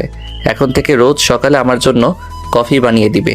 আমি সকালের শুরুটা তোমার হাতের কফি দিয়েই শুরু করতে চাই, মাই লাভলি কুইন। আমি পারবো না আপনার জন্য কফি বানাতে। তুমি না বানিয়ে দিলে আর কি করার? নিশুকে কফি বানানোর দায়িত্ব দিব। কথাটি বলার সাথে সাথে ফারিয়া রাগে চোখে ফারহানের দিকে তাকালো। তা দেখে ফারহান মুচকি হাসি দিল আর বলে, আচ্ছা, আমি অফিসে যাব, রেডি হতে হবে। আগে আমি রেডি হই। তোমার আজ থেকে অফিস যাওয়ার দরকার নেই, তুমি বাসায় থাকো। মানে তোমার আজকে থেকে অফিস যাওয়া বন্ধ। তুমি বাসায় থাকবে। আমি আসলে আমার কি লাগবে না লাগবে তার খেয়াল রাখবে। সব কিছু রহিমা খালা থেকে জেনে নিবে। ওকে শোনাবো। কফি রেখে জড়িয়ে ধরে বলে কথাগুলো বলল। ফারিয়া কিছু বলতে যেও পারলো না। ঠিক আছে। ফারহান রেডি হয়ে অফিসে চলে গেল। যাওয়ার আগে ফারিয়ার কপালে ভালোবাসার পরশ দিয়ে গেল আর সাবধানে থাকতে বলল। ফারহান দুপুরে ফারিয়াকে কল দিয়ে জিজ্ঞেস করলো খেয়েছে কিনা, কি করছে। ফারিয়ার একা একা বোরিং লাগছিল, তাই রহিমা খালার কাজে সাহায্য করলো, তার সাথে গল্প করলো। অনেক ভাব জমে গেল দুজনের মধ্যে। সন্ধ্যায় ফারহান বাসায় ফেরার পর ফারিয়া ফারহানকে পানি এগিয়ে দেয়। যা যা দরকার সব ঠিক মতো সময় মতো দিচ্ছে। ফারিয়ার এসব আচরণ ফারহানকে বেশ অবাক করেছে, আবার মনের ভিতরে প্রশান্তি অনুভব করছে। রাতে ডিনার করে দুজনেই ঘুমিয়ে পড়ে। সকালে ফারিয়া ফারহানকে কফি বানিয়ে আর ফারহান অফিসে চলে যায়। এখন মোটামুটি সব ঠিকঠাক। ফারিয়া যথেষ্ট খেয়াল রাখে ফারহানের। ফারহান তো আকাশের চাঁদ হাতে পেয়েছে যেন, তবে কোথাও না কোথাও তাদের মাঝে দূরত্ব থেকেই যায়। এইভাবে একদিন কেটে যায়। ফারহান ফারিয়ার জন্য অফিস থেকে আসার সময় বেলি ফুল নিয়ে আসে, চকলেট নিয়ে আসে, মাঝে মাঝে বাইরে নিয়ে যায় ফারিয়াকে নিয়ে। এভাবেই কেটে যায় আরো কয়েকটা দিন। অন্যদিকে দীপ্তি। আচ্ছা মা, তুমি কিছু বলছো না কেন ভাইয়াকে? মান সম্মান তো সব শেষ করে দিচ্ছে আস্তে আস্তে। চারদিকে জানাজানি হয়ে যাচ্ছে। এখনই কিছু একটা করতে হবে। আচ্ছা ফারিয়া, আমি আসছি, নিজের খেয়াল রেখো। বলেই ফারহান ফারিয়ার কপালে চুমু দিয়ে চলে গেল। ফারহান চলে যাওয়ার পর ফারিয়ার একা একা লাগছিল, তাই রহিমার সাথে গল্প করছে। এমন সময় কলিং বেলের আওয়াজ শুনে রহিমা বলে, এখন আবার ক্যাডা আইলো? করো, কিছু দরকার হয়তো। আচ্ছা দেখি। বলে রহিমা উঠে দরজা খুলতে যাবে, তখন ফারিয়া বলে, তুমি বসো, আমি দেখছি। বলেই উঠে দরজা খুলে দেখে একটা মহিলা দাঁড়িয়ে আছে। মহিলাটিকে দেখে ফারিয়া তাকিয়ে আছে, কারণ মহিলাটিকে সে চিনে না। ফারিয়ার তাকিয়ে থাকা দেখে মহিলাটি বলে উঠে, কি ভেতরে আসতে বলবে না? নাকি এটাও জানো না যে কেউ দরজায় দাঁড়িয়ে থাকলে তাকে ভেতরে নিয়ে যেতে হয়? মহিলাটির কড়া গলার কথা শুনে ফারিয়া একটু অপমান বোধ করলেও তা বুঝতে না দিয়ে পরম সম্মানের সাথে ভিতরে আসতে বলে। মহিলাটি ভিতরে আসে। এতক্ষণে রহিমা খালাও চলে এসেছেন। কে আসলো দেখার জন্য। রহিমা খালা এসে বলে, আরে ম্যাডাম, আপনি আসেন, ভেতরে আসেন, উনি ফারহান স্যারের মা। ফারিয়াকে উদ্দেশ্য করে কথাটা বলল রহিমা। ফারিয়া বুঝতে পেরে সালাম করার জন্য এগিয়ে গেলে ফারিয়াকে সালাম করতে না দিয়ে নেহার বলে উঠেন, থাক, আর আদিক্ষেতা দেখাতে হবে না। আসলে মা, আমি আপনাকে চিনতে পারিনি। আমি চা বানিয়ে নিয়ে আসছি আপনার জন্য, বসুন আপনি।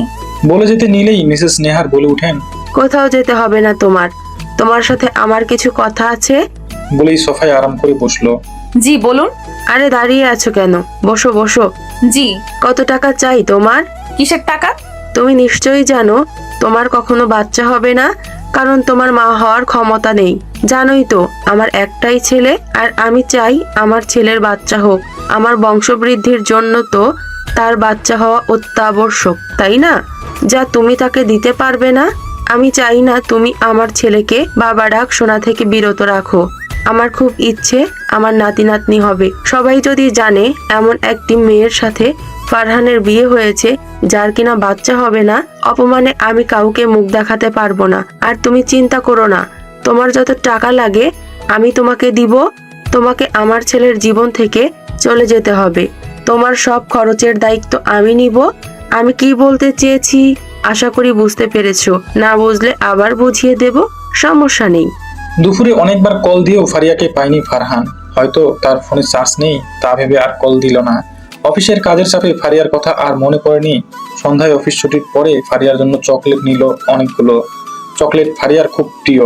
তাদের রিলেশন চলাকালীন ফারিয়া রাগ করলে চকলেট দিয়ে ফারিয়ার রাগ ভাঙাতো ফারহান। ফারিয়ার বাচ্চামিগুলো মনে করে মুচকি হাসে ফারহান।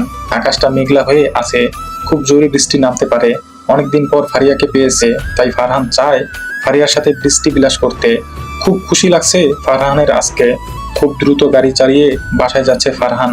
বাসায় গিয়ে কলিং বেল চাপ দিলে রহিমা খালা এসে দরজা খুলে দেয়। রহিমা খালাকে দেখে একটু অবাক হয় ফারহান, কারণ এই কয়েকদিন ফারিয়া দরজা খুলে দিত। কারণ এই সময় ফারহান আসে। আজকে ব্যতিক্রম দেখে ফারহান একটু অবাক হলেও কিছু বলে না। উপরে চলে যায় নিজের রুমে। রুমে গিয়ে ফারিয়াকে না দেখে ডাকা শুরু করে দেয়। সারা না পেয়ে রুম ভালো করে দেখে, ব্যালকনিতেও না দেখে ওয়াশরুমে চেক করে, না ফারিয়া ওয়াশরুমও নেই। এতক্ষণে বৃষ্টি শুরু হয়ে গেছে। ফারহান ভাবলো হয়তো ছাদে গেছে। ফারহান ছাদে গিয়ে দেখলো ফারিয়া নেই, আর বৃষ্টি হচ্ছে তাই থাকার কথাও না। ফারিয়াকে না পেয়ে ফারহান তাড়াতাড়ি নিচে নেমে ফারিয়াকে ডাকতে লাগলো। ফারিয়ার কোনো সাড়া না পেয়ে ফারহান রহিমা খালাকে ডাকতে লাগলো। রহিমা খালা, কোথায় তুমি? জোরে জোরে ডাকতে লাগলো। ফারহানের এমন জোরে ডাকা শুনে রহিমা খালা তড়িঘড়ি করে এসে বলে, কি হইছে স্যার? ফারিয়া কোথায়? হ্যাঁ কইলো বাড়ি চলে যাইতাছি। বাড়ি চলে গেছে মানে কি?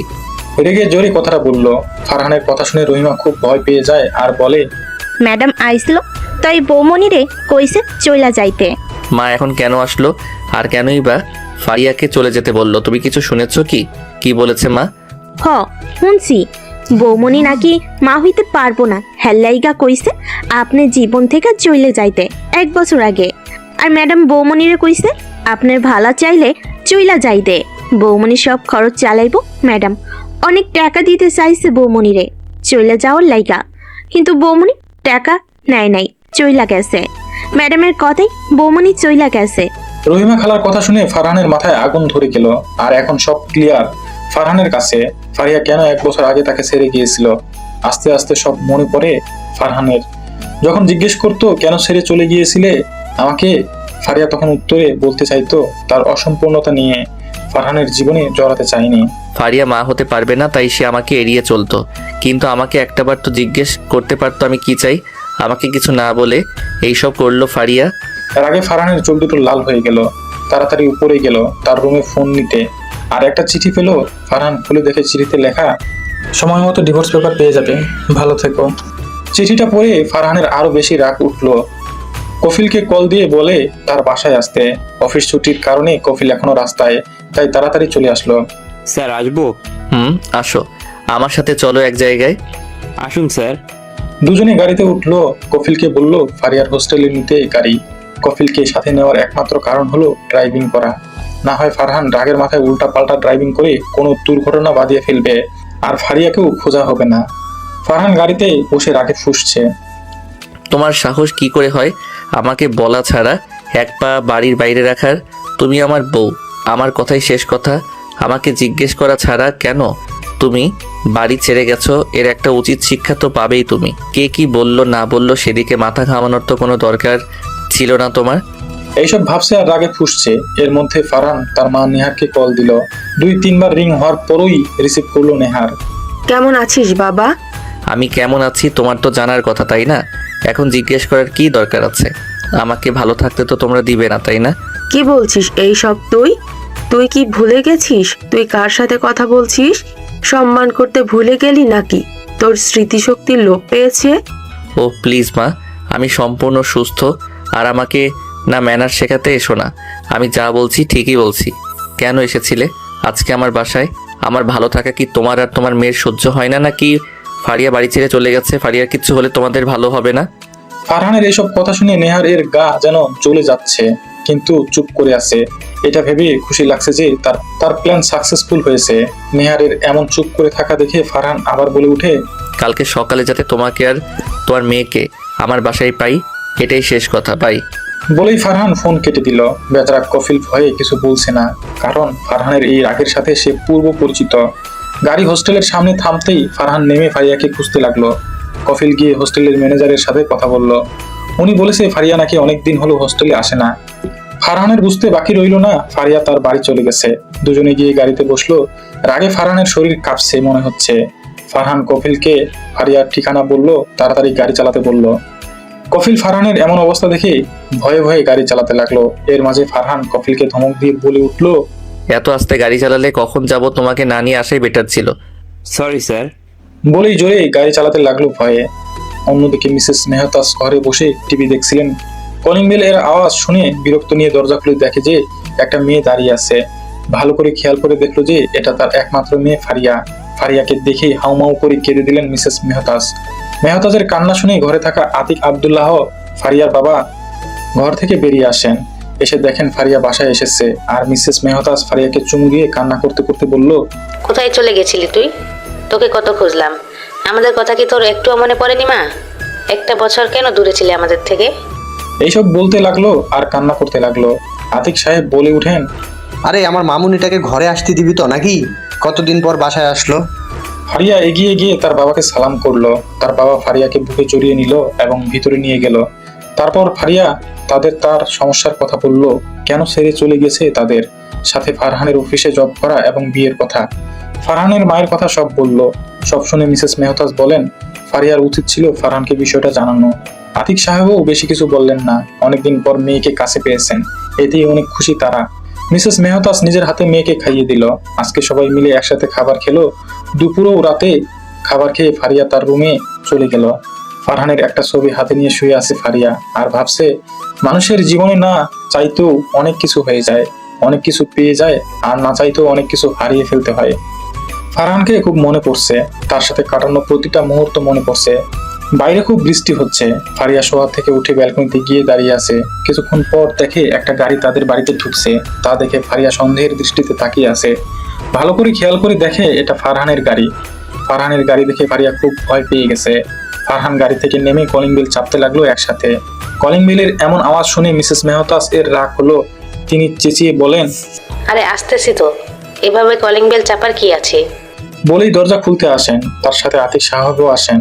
মেহতাজ দরজা খুলে দেখে যে ফারহান দাঁড়িয়ে আছে। তুমি? আমি। ফারিয়া কোথায়? উপরে আছে ওর রুমে। বলা মাত্রই ফারহান 1 মিনিটও দেরি না করে উপরে চলে গেল। ফারিয়ার রুমে গিয়ে দেখে ফারিয়া বিছানায় বসে আছে। ফারহানকে দেখে দাঁড়িয়ে যায় আর বলে, আপনি কেন এসেছেন? আমি তোকে নিয়ে যেতে এসেছি। আমি যাব না কোথাও আপনার সাথে। আপনাকে এখানে কে আসতে বলেছে? ফারহানের মুখে তুই ডাক শুনে ফারিয়া বুঝে যায় ফারহান প্রচন্ড রেগে আছে, সাথে তার চোখ দুটো লাল হয়ে আছে। চল আমার সাথে। বলেই ফারিয়ার হাত ধরে নিচে নিয়ে যায়। আর ফারিয়া বলে, আমি কোথাও যাব না, ছেড়ে দিন আমাকে। বলে হাত ছাড়ানোর চেষ্টা করছে। ফারহান ফারিয়াকে নিচে নিয়ে যায়। আর আতিক সাহেবও মিসেস মেহতাজকে উদ্দেশ্য করে বলে, মা বাবা দোয়া করবেন আমার জন্য। আমি ফারিয়াকে এখন নিয়ে যাচ্ছি, আর আমি বলে দিব আপনাদের যাওয়ার জন্য। বলেই ফারহান ফারিয়াকে নিয়ে বেরিয়ে যায়। মেহতাজ আর আতিক সাহেবও কিছু বলেনি। তারা বুঝে গেছেন তার মেয়ের জন্য ফারহানই উপযুক্ত ছেলে। ফারহান ফারিয়াকে জোর করে গাড়িতে উঠায় আর কফিলকে বলে যেন তাড়াতাড়ি গাড়ি চালায়। পুরো রাস্তায় ফারিয়া বারবার চেয়েছে গাড়ি থেকে নামার জন্য। ফারহানের সাথে জোরাজুরি করেছে, কিন্তু পারেনি। ফারহানের বাসার সামনে কফিল গাড়ি থামায়। ফারহান ফারিয়াকে টেনে গাড়ি থেকে নামায় আর কফিলকে বলে গাড়ি নিয়ে তার বাসায় চলে যেতে। কফিল বেশি কথা না বাড়িয়ে চলে যায়। ফারহান কলিং বেল চাপ দিতেই রহিমা খালা দরজা খুলে দেয়। মনে হচ্ছিল দরজা খোলার জন্যই দরজার পাশে দাঁড়িয়েছিল। ফারহান ফারিয়াকে উপরে নিজের ঘরে নিয়ে যায় আর হাত ছেড়ে, আমি এখানে থাকবো না, আমি চলে যাব আর আপনাকে ডিভোর্স লেটার পাঠিয়ে দেব।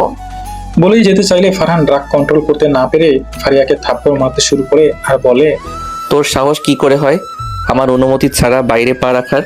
তোকে কে কি বলেছে তুই সব আমাকে বলার দরকার ছিল, কারণ আমি তোর বর। তোর সকল ভালো মন্দ দেখার দায়িত্ব আমার। তোকে কি অন্য কেউ বিয়ে করেছে যে তুই তাদের কথা শুনবি? তোর খুব শখ না আমাকে ডিভোর্স দেওয়ার? তোর এই শখ কখনো পূরণ হবে না আমি বেঁচে থাকতে, বুঝলি? ফারহান এইসব বলতে লাগলো আর ফারিয়াকে থাপ্পড় মারতে লাগলো। ফারিয়ার ঠোঁট কেটে রক্ত বের হচ্ছে।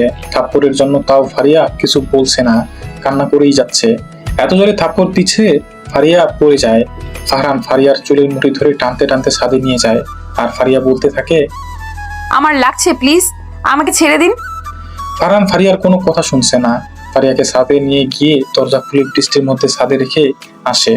দরজা লক করে নিচে এসে ফারহান রাগে অনেক কিছু ভেঙে ফেলে আর অফিসের জামা খুলে ছুঁড়ে ফেলে দিয়ে বসে আছে সোফায়। প্রায় 1.5 ঘন্টা পর ফারহানের মনে হলো এ কি করলো, সে খুব বেশি বাড়াবাড়ি করে ফেলেছে আজকে। ফারিয়ার কথা মনে পড়তেই দেখে এখনো বৃষ্টি হচ্ছে। ফারহান ছাদে গিয়ে দেখে ফারিয়া নিচে পড়ে আছে সেন্সলেস হয়ে। ফারহান কয়েকবার ডাক দেয় কিন্তু ফারিয়া কোনো সাড়া দেয় না। ফারহান গায়ে হাত দিয়ে দেখে পুরো শরীর ঠান্ডা হয়ে আছে। তা দেখে ফারহান পুরোপুরি ভাবে ঘাবড়ে যায়। দেরি না করেই ফারহান ফারিয়াকে কোলে তুলে নেয় আর রুমে নিয়ে আসে। রুমে নিয়ে এসে রহিমা খালাকে ডেকে আনে ফারিয়ার কাপড় চেঞ্জ করে দেওয়ার জন্য। রহিমা খালা কাপড় চেঞ্জ করিয়ে চলে যায়। ফারহানের রুমে ঢুকে দেখে ফারিয়ার কাঁপুনি দিয়ে জ্বর এসেছে। ফারহান ফারিয়ার গায়ে কম্বল দেয় আর ডাক্তারের কাছে কল করে সব বলে যে ফারিয়া বৃষ্টিতে ভিজে সেন্সলেস হয়ে গেছে। দরজায় দাঁড়িয়ে পায়চারি করছে আর ডাক্তারের জন্য অপেক্ষা করছে ফারহান। কলিং বেলের আওয়াজ শুনেই দরজা খুলে দেয় ফারহান। আসুন ডাক্তার আয়ান। বলেই অস্থিরতা নিয়ে ডাক্তারকে ভেতরে নিয়ে গেল ফারহানের রুমে। ডাক্তার আয়ান ফারিয়াকে দেখে বলে, ভয়ের কোনো কারণ নেই, বেশি ঠান্ডা লাগার কারণে সেন্সলেস হয়ে গেছে আর জ্বর আসছে। তা ফারহান বিয়ে কবে করলে? আর এভাবে একটা মেয়েকে কেউ মারে? ফারিয়ার গালে আঙুলের দাগ ঠোঁট কেটে ফুলে যাওয়া দেখে বলল, আসলে তাকে আর বলতে হবে না, সংসারে এমন অনেক ছোটখাটো সমস্যা হয়, বউকে মারতে হয় না, ভালোবাসা দিয়ে বোঝাতে হয়। মেয়েটাকে তার বাবা মা ভরসা করে তোমার সাথে বিয়ে দিয়েছে, এভাবে মারা কি দরকার ছিল? দেখো কত নিষ্পাপ লাগছে দেখতে। নেক্সট টাইম এমন কিছু করো না। আচ্ছা, আমি এখানে কিছু ব্যথার ওষুধ আর জ্বরের ওষুধ দিচ্ছি, এগুলো খাওয়াবে ঠিক মতো। আমি আসছি। দুঃখিত এত রাতে বিরক্ত করার জন্য। আরে এটা আমাদের দায়িত্ব। চলুন আপনাকে এগিয়ে দিয়ে আসি। না না, আমি একাই চলে যেতে পারবো। বলেই ডাক্তার চলে গেল। ফারহানের ভিতরে অপরাধ বোধ হতে থাকে খুব। ডাক্তারের কথায় খুব লজ্জা পেয়েছিল। রাগের মাথায় কি করে ফেললো সে। ফারহান ফারিয়ার কাছে এসে দেখে ফারিয়ার শরীর কাঁপছে। ফারহান খুব যত্ন করে ফারিয়ার কপালে চুমু দেয় আর ঠোঁটে কাটা জায়গায় মলম লাগিয়ে দেয়। ফারিয়াকে জড়িয়ে ধরে রাখে। সে সারা রাতে ঘুমায়নি। সকালে ফারিয়ার ঘুম ভেঙে দেখে ফারহানের বুকের উপর ঘুমিয়ে আছে আর ফারহান তার দিকে তাকিয়ে আছে। চোখ দুটো লাল হয়ে আছে মনে হচ্ছে। সারা রাত ঘুমায়নি। কাল রাতের কথা মনে পড়তেই ফারিয়া উঠে যেতে নিলে পারে না। সারা শরীর ব্যথা হয়ে আছে তার। চোখে জল চলে আসে ফারিয়ার। তা দেখে ফারহান ফারিয়াকে ধরে বসিয়ে দেয়। আর যদিও ফারিয়ার রাগ হচ্ছিল খুব, ফারহান ফারিয়াকে ফ্রেশ করিয়ে দেয় আর ব্রেকফাস্ট বানিয়ে নিয়ে আসে। ফারিয়া খেতে না চাইলে জোর করে খাইয়ে দেয়, ওষুধও খাইয়ে দেয়। ফারহান ফারিয়ার সাথে কথা বলতে চাইলেও ফারিয়া মুখ ঘুরিয়ে নেয়। অন্যদিকে ছেলের কথায় মিসেস নেহার দীপ্তি সকাল সকাল চলে এসেছে। সাথে নিয়ে এসেছে সুহাকে। সুহা হলো মিসেস নেহারের ভাইয়ের মেয়ে। তিনি চায় সুহাই হোক ফারহানের বউ। অন্যদিকে সুহাও ফারহানকে পছন্দ করে। সুহা অনেক খুশি এই প্রথম ফারহানের বাসায় আসছে। মিসেস নেহারও মনে মনে অনেক খুশি। ফারিয়া বাড়ি ছেড়ে চলে গেছে আজকে। ছেলেকে বুঝিয়ে সুহা আর ফারহানের বিয়ে ঠিক করে রাখবে। কলিং বেলের আওয়াজ শুনে রহিমা খালা দরজা খুলে দেয়। দরজা খুলে দেখে নেহার দীপ্তি আরেকটা মেয়ে দাঁড়িয়ে আছে। রহিমা খালা সবাইকে ভিতরে আসতে বলে সবাই ভিতরে এসে বসে আর রহিমা ফারহানকে ডেকে বলে তার মা এসেছে। ফারহান নিচে আসে। ফারহানকে দেখে সুহা বলে, good morning Farhan. Good morning Soha, কেমন আছো? ভালো, তুমি কেমন আছো? ভালো। বলেই রহিমা খালাকে ডাকে। জি স্যার, কিছু কইবেন? সবাইকে কফি দাও। আচ্ছা। বলেই চলে গেল। আর মিসেস নেহার বলে উঠে, তা ফারহান, আমি চাচ্ছি যে সুহার সাথে তোমার বিয়ে ফাইনাল করতে। ভাইয়া, তুমি কি বলো? আমরা সবাই চাই। এখন তো আর কোনো ঝামেলা নেই, তাই না? এর মধ্যে রহিমা খালা সবাইকে কফি দিয়ে যায়। খালা ফারিকেও দিয়ে আসো কফি। আচ্ছা। ফারিকে ফারহান? আমার বউ। তুমি বিয়ে করেছো ফারহান? কিন্তু ফুপ্পি যে আমাকে আজকে নিয়ে আসলো। ফারহান, এসব কি বলছিস তুই? ওই অলক্ষণে মেয়ে না কাল চলে গেছে। তুমি কি ভাবছো আমি ওর রূপগুণ দেখে ভালোবেসেছি, নাকি যে ওর অসম্পূর্ণতার কথা শুনে ওকে ছুঁড়ে ফেলে দিব? ভুল ভাবছো তুমি। তোমার কথায় ও বাসা থেকে চলে গিয়েছিল। ঠিকই, কাল রাতেই আমি ওকে নিয়ে আসি। ভাইয়া, তোমার মাথা ঠিক আছে? তুমি ওকে আবার নিয়ে এসেছো বাসায়? দীপ্তি, তুই চুপ কর, বড়দের কথার মাঝে কথা বলবি না। চুপ করবো মানে? ও চলে যাবার পরও কেন নিয়ে আসছো? আমরা মানুষের কথা শুনতে পারবো না। দীপ্তি, তোকে চুপ করতে বলছি। এখন তো আমাকে চুপ করতেই হবে, মানুষ তো আমাদের কথা শোনাবে। মা, তুমি কিছু বলছো না কেন? একটা থাপ্পড় দিব। মানুষের কথার খবর তুই কি রাখিস? তোর যখন বাচ্চা নষ্ট হয়ে গেছিল, তাসিন কি ডিভোর্স দিয়ে দিয়েছে? তারপর থেকে যে বাচ্চা হচ্ছে না, কই তাসিন তো তোকে ছেড়ে যাসনি, বরং বলেছে আমাদের বাসায় থাকতে। যখন তোর শাশুড়ি মেনে নিবে তখন তোকে আবার নিয়ে যাবে। এই যে এতদিন বাবার বাসায় পড়ে আছিস, মানুষ তো আমাকে কথা শোনায় কি সমস্যা তোমার বোনের। তোমার বোন শ্বশুরবাড়ি যায় না কেন? আমি কি তোকে কখনো কিছু বলেছি? পাড়া প্রতিবেশী তো আমাকে কথা শোনায় তোকে নিয়ে। কই আমি তো কখনো অভিযোগ করিনি বাসায়। অন্যের দিকে আঙুল তোলার আগে নিজের দিকে তোল। তুই কেমন তা চিন্তা কর। আর মা, তোমাকে বলি, সব মানুষের সব কিছু ধারণ ক্ষমতা আল্লাহ দেয়নি। আল্লাহ চাইলে তো আমাদের বাচ্চা হতেই পারে, তাই না? তুমি কেন বুঝতে চেষ্টা করছো না? তুমি কি চাও না আমি ভালো থাকি? আর অনেক মানুষেরই তো বাচ্চা হয়, তাই না? ওদের কি ডিভোর্স দিয়ে দিতে হবে? তাই বলে প্রয়োজনে বাচ্চা দত্তক নেব? আর আল্লাহ ইচ্ছে করলে তো আমাদের ঘরে বাচ্চা দিতে পারে, তাই না? তোমরা একজন মেয়ে হয়ে অন্য একজন মেয়ের সংসার কিভাবে ভাঙতে চাও? তোমাদের মতো কিছু মহিলার কারণে অনেক নারী শান্তি মতো সংসার করতে পারে না। যে সংসারে শান্তি নেই সেখানে বাচ্চা দিয়ে কি হবে? কখনো ভেবে দেখেছো? আমি যদি ফারিয়াকে নিয়ে সুখী হই তাহলে তো তোমার খুশি হওয়ার কথা। তাই দয়া করে ফারিয়াকে আমার থেকে আর আলাদা করার চেষ্টা করো না প্লিজ মা, হাত জোর করে বলছি। আমার কোনো বাচ্চা লাগবে না, আমি ওকে ভালোবাসি। বাচ্চা হলেও বাসবো, না হলেও বাসবো। আমি যদি 1 বছর আগে জানতাম ফারিয়া এই সামান্য কারণে আমাকে ছেড়ে গেছে, তাহলে তখনই খুঁজে বের করে বিয়ে করে ফেলতাম। 1টা বছর আমাকে তিলে তিলে মরতে হতো না। যদি এটা কোনো মোহ বা আবেগ হতো তাহলে আমি ওকে 1 বছর আগেই ভুলে যেতে পারতাম। আমার নিজের জীবন সম্পর্কে বোঝার যথেষ্ট জ্ঞান আছে। আমি এখন ছোট নই, নিজের ভালো খারাপ সব বুঝি। তোমরা যদি বলো আমি তোমাদের সব কিছু ছেড়ে চলে যাব, কখনো আর তোমাদের সামনে দাঁড়াবো না, সম্পত্তির দাবিও করব না। আমি ফারিয়াকে নিয়ে থাকতে চাই কারণ আমি ওকে খুব ভালোবাসি। ফুপি, তুমি তো আমাকে আগে বলনি ফারহান কাউকে ভালোবাসে বা বিয়ে করেছে। আমাকে বললে তো আমি আর আগ্রহ করতাম না। আর ফুপি, ফারহান যাকে নিয়ে সুখে থাকতে চায় হোক না। আর সত্যি তো, বাচ্চা কাচ্চা এসব আল্লাহর দান, আল্লাহ চাইলে কি না করতে পারে। মিসেস নেহার এতক্ষণ পর মুখ খুললেন। ফারহান, আমি সত্যিই দুঃখিত। আমি সব সময় ভেবে গেছি সমাজের মানুষ কি বলবে, প্রতিবেশীরা কি বলবে। আমার তোমার দিকটা ভাবার দরকার ছিল। তোমার খুশিতে আমার খুশি হওয়ার দরকার ছিল। সত্যিই তো, বাচ্চা হলেই তো সব সম্পর্ক ঠিক থাকে না। একটা সম্পর্ক তো ভালোবাসার বন্ধন, এর ওপর নির্ভর করে। আমি ফারিয়ার বাবা মায়ের সাথে কথা বলতে চাই। ফারহান তার মাকে জড়িয়ে ধরে মিসেস নেহারও পরম আদরে ছেলেকে বুকে জড়িয়ে নেয় আর বলেন, আমার ছেলেটা কত বড় হয়ে গেছে, কত কিছু বুঝে। ফারহানের এমন কথায় দীপ্তি সোফায় বসে বসে কান্না করছে। ফারহান এটা দেখে হাঁটুকের দীপ্তির সামনে বসে বলে, লক্ষ্মী বোন, কান্না করিস না। আমি এভাবে কষ্ট দিতে চাইনি, ক্ষমা করে দে তোর ভাইকে। ক্ষমা করতে পারি এক শর্তে। আমি সব শর্ত মানতে রাজি আছি, বলুন মহারানী। তাহলে তোমাকে আবার বিয়ে করতে হবে ভাবিকে। দীপ্তির এমন কথা শুনে ফারহান হো হো করে হেসে দেয় আর বলে, তোর শর্তে আমি রাজি। তাহলে আমরা আজকে বাসায় যাই, শপিং করতে হবে। উফ, আমার কত কাজ। না, আজকে বাসায় যেতে হবে না, এখানে থাক। তোরা সোয়াকে নিয়ে এলি। না বাবা, সুহা পরে আবার আসবে, এখন অনেক কাজ। সবাইকে ইনভাইট করতে হবে, তোর বিয়ের কার্ড ছাপাতে হবে, ফারিয়ার বাবা মায়ের সাথে কথা বলতে হবে। আমরা বরং আজ যাই। মিসেস নেহার, দীপ্তি আর সোহা চলে গেল। এতক্ষণ উপর থেকে দাঁড়িয়ে সব দেখলো ফারিয়া। নিজের প্রতি এমন ভালোবাসা দেখে খুব অবাক হয়। ফারিয়া নিজে কখনোই ভাবেনি ফারহান তাকে এতটা ভালোবাসে। খুব আফসোস হচ্ছে ফারহানকে এভাবে কষ্ট দেওয়াতে, কিন্তু তা ফারহানকে কিছুতেই বুঝতে দেবে না ফারিয়া।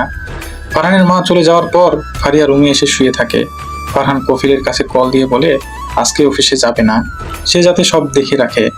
ফারহান অনেকক্ষণ পর রুমে আসে, এসে দেখে ফারিয়া শুয়ে আছে। ফারহান ফারিয়ার পাশে গিয়ে হাত ধরে বলে, কালকে রাতের জন্য আমি সত্যি দুঃখিত জান। ফারিয়া কিছু না বলে হাতটা ছাড়িয়ে নিল। দুপুরে ফারিয়া ফ্রেশ হয়ে এসে দেখে ফারহান খাবার নিয়ে বসে আছে। বসো, আমি খাইয়ে দিচ্ছি তোমাকে।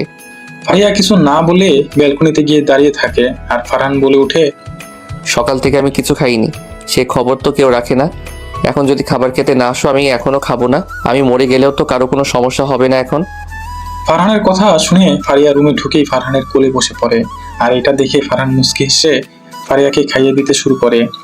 2 লোকমা খাওয়ার পর ফারিয়া আর খাচ্ছে না দেখে ফারহান বলে, হা করো। ফারিয়া কিচ্ছু বলছে না, খাচ্ছেও না। ফারহান কিছু একটা ভেবে খাবার তার মুখে নেয়। তারপর আবার ফারিয়া খেতে শুরু করে। দুজনে খেয়ে নেয়। ফারিয়াকে ওষুধ খাইয়ে দেয় ফারহান। ফারিয়া শুয়ে থাকে। ফারহান এসে ফারিয়াকে বুকে নিয়ে শুয়ে থাকে। কেউ কোনো কথা বলে না। শরীর দুর্বল থাকায় ফারিয়া কখন ঘুমিয়ে গেছে সে নিজেও জানে না। ফারিয়া ঘুমানোর পর ফারহান ফারিয়াকে রেখে আস্তে করে উঠে চলে যায়। সন্ধ্যায় ফারিয়ার ঘুম ভাঙে। ফারিয়া উঠে ফ্রেশ হয়ে নেয়। এখন শরীর মোটামুটি সুস্থ লাগছে তার। অন্যদিকে ফারহানকে রুমে না দেখে ভাবলো হয়তো অফিসের কাজ করছে, কিন্তু অনেকক্ষণ পরেও যখন ফারহানকে দেখতে পেল না, ফারিয়ার মনের ভিতর অস্থিরতা শুরু হয়ে যায়। রহিমা খালার কাছে বারবার গিয়েও জিজ্ঞেস করতে পারছে না ফারহান কোথায়, বারবার ফিরে যাচ্ছে। রহিমা খালা ফারিয়ার এমন আচরণ দেখে মুস্কি মুস্কি হাসছে। তা দেখে ফারিয়া রুমে গিয়ে বসে আছে মন খারাপ করে। অনেকক্ষণ পর ফারিয়ার ফোনে মেসেজের শব্দ হলো। ফোন হাতে নিয়ে দেখে অচেনা নাম্বার থেকে একটা মেসেজ লেখা। বউ একটু ছাদে আসবে, অপেক্ষায় আছি। মেসেজ দেখে ফারিয়ার বুঝতে বাকি রইল না এটা ফারহান। আরেকটা মেসেজ আসে, বিছানায় একটা গিফট বক্স রাখা আছে, তাতে একটা শাড়ি আছে, ওটা পরে এসো প্লিজ প্লিজ বউ। ফারিয়া মুস্কি হেসে ফোন রেখে শাড়ি পরে নেয়। চোখে গাঢ় করে কাজল দেয় আর চুলগুলো ছেড়ে দেয়। কপালে ছোট্ট একটা কালো টিপ দিয়ে ছাদে চলে যায়। ফারিয়া ছাদে গিয়ে দেখে পুরো ছাদে মোমবাতি দিয়ে সাজানো আর গোলাপ ফুলের পাপড়ি ছিটানো। একপাশে দোলনা, সেটা পুরোটাই ফুলে ঢাকা। তার উপর অনেকগুলো বেলুন, তাতে লেখা সরি। দোলনার সামনে একটা লাভ ফুলের পাপড়ির ভিতরে লেখা সরি বউ। আর ফারহান একপাশে দাঁড়িয়ে আছে। ফারিয়া এত কিছু দেখে অবাক হয়ে যায়। তখন ফারহান বলে উঠে, কি হলো বউ, তোমার পছন্দ হয়নি? দাঁড়িয়ে আছো কেন, এসো। ফারহানের কথায় ফারিয়া তার সামনে গেল। ফারহান ফারিয়াকে দোলনায় বসিয়ে দিয়ে গিটার বাজিয়ে গান গাইতে শুরু করলো। मेरी राहें तेरे तक है, तुझ पे ही तो मेरा हक है, इश्क मेरा तू बस हक है, तुझ पे ही तो मेरा हक है। গান শেষ করে ফারহান ফারিয়ার কাছে গিয়ে হাঁটু গেয়ে বসে কানে ধরে বলে, বউ আমি কখনো আর তোমাকে কষ্ট দিব না, প্রমিস। আমাকে ক্ষমা করো প্লিজ। বাবুই, ক্ষমা না করলে কি তোমার কথা মতো তোমার দেওয়া শাড়ি পরে এসেছি নাকি? বলেই ফারহানকে তুলে জড়িয়ে ধরে। আর ফারহান ফারিয়ার কানের কাছে গিয়ে বলে, বউ তোমাকে খুব সুন্দর লাগছে, প্রেমে পড়ে গেছি। যা দুষ্টু, কালকে যদি মরে যেতাম। শোনা বউ, আমি তোমাকে কষ্ট দিতে চাইনি। তুমি তো আমাকে কিছু বলনি, আমাকে কিছু না জানিয়ে চলে গেছো, তাই খুব বেশি রাগ হয়েছে। আর কখনো এমন হবে না। সত্যি তো?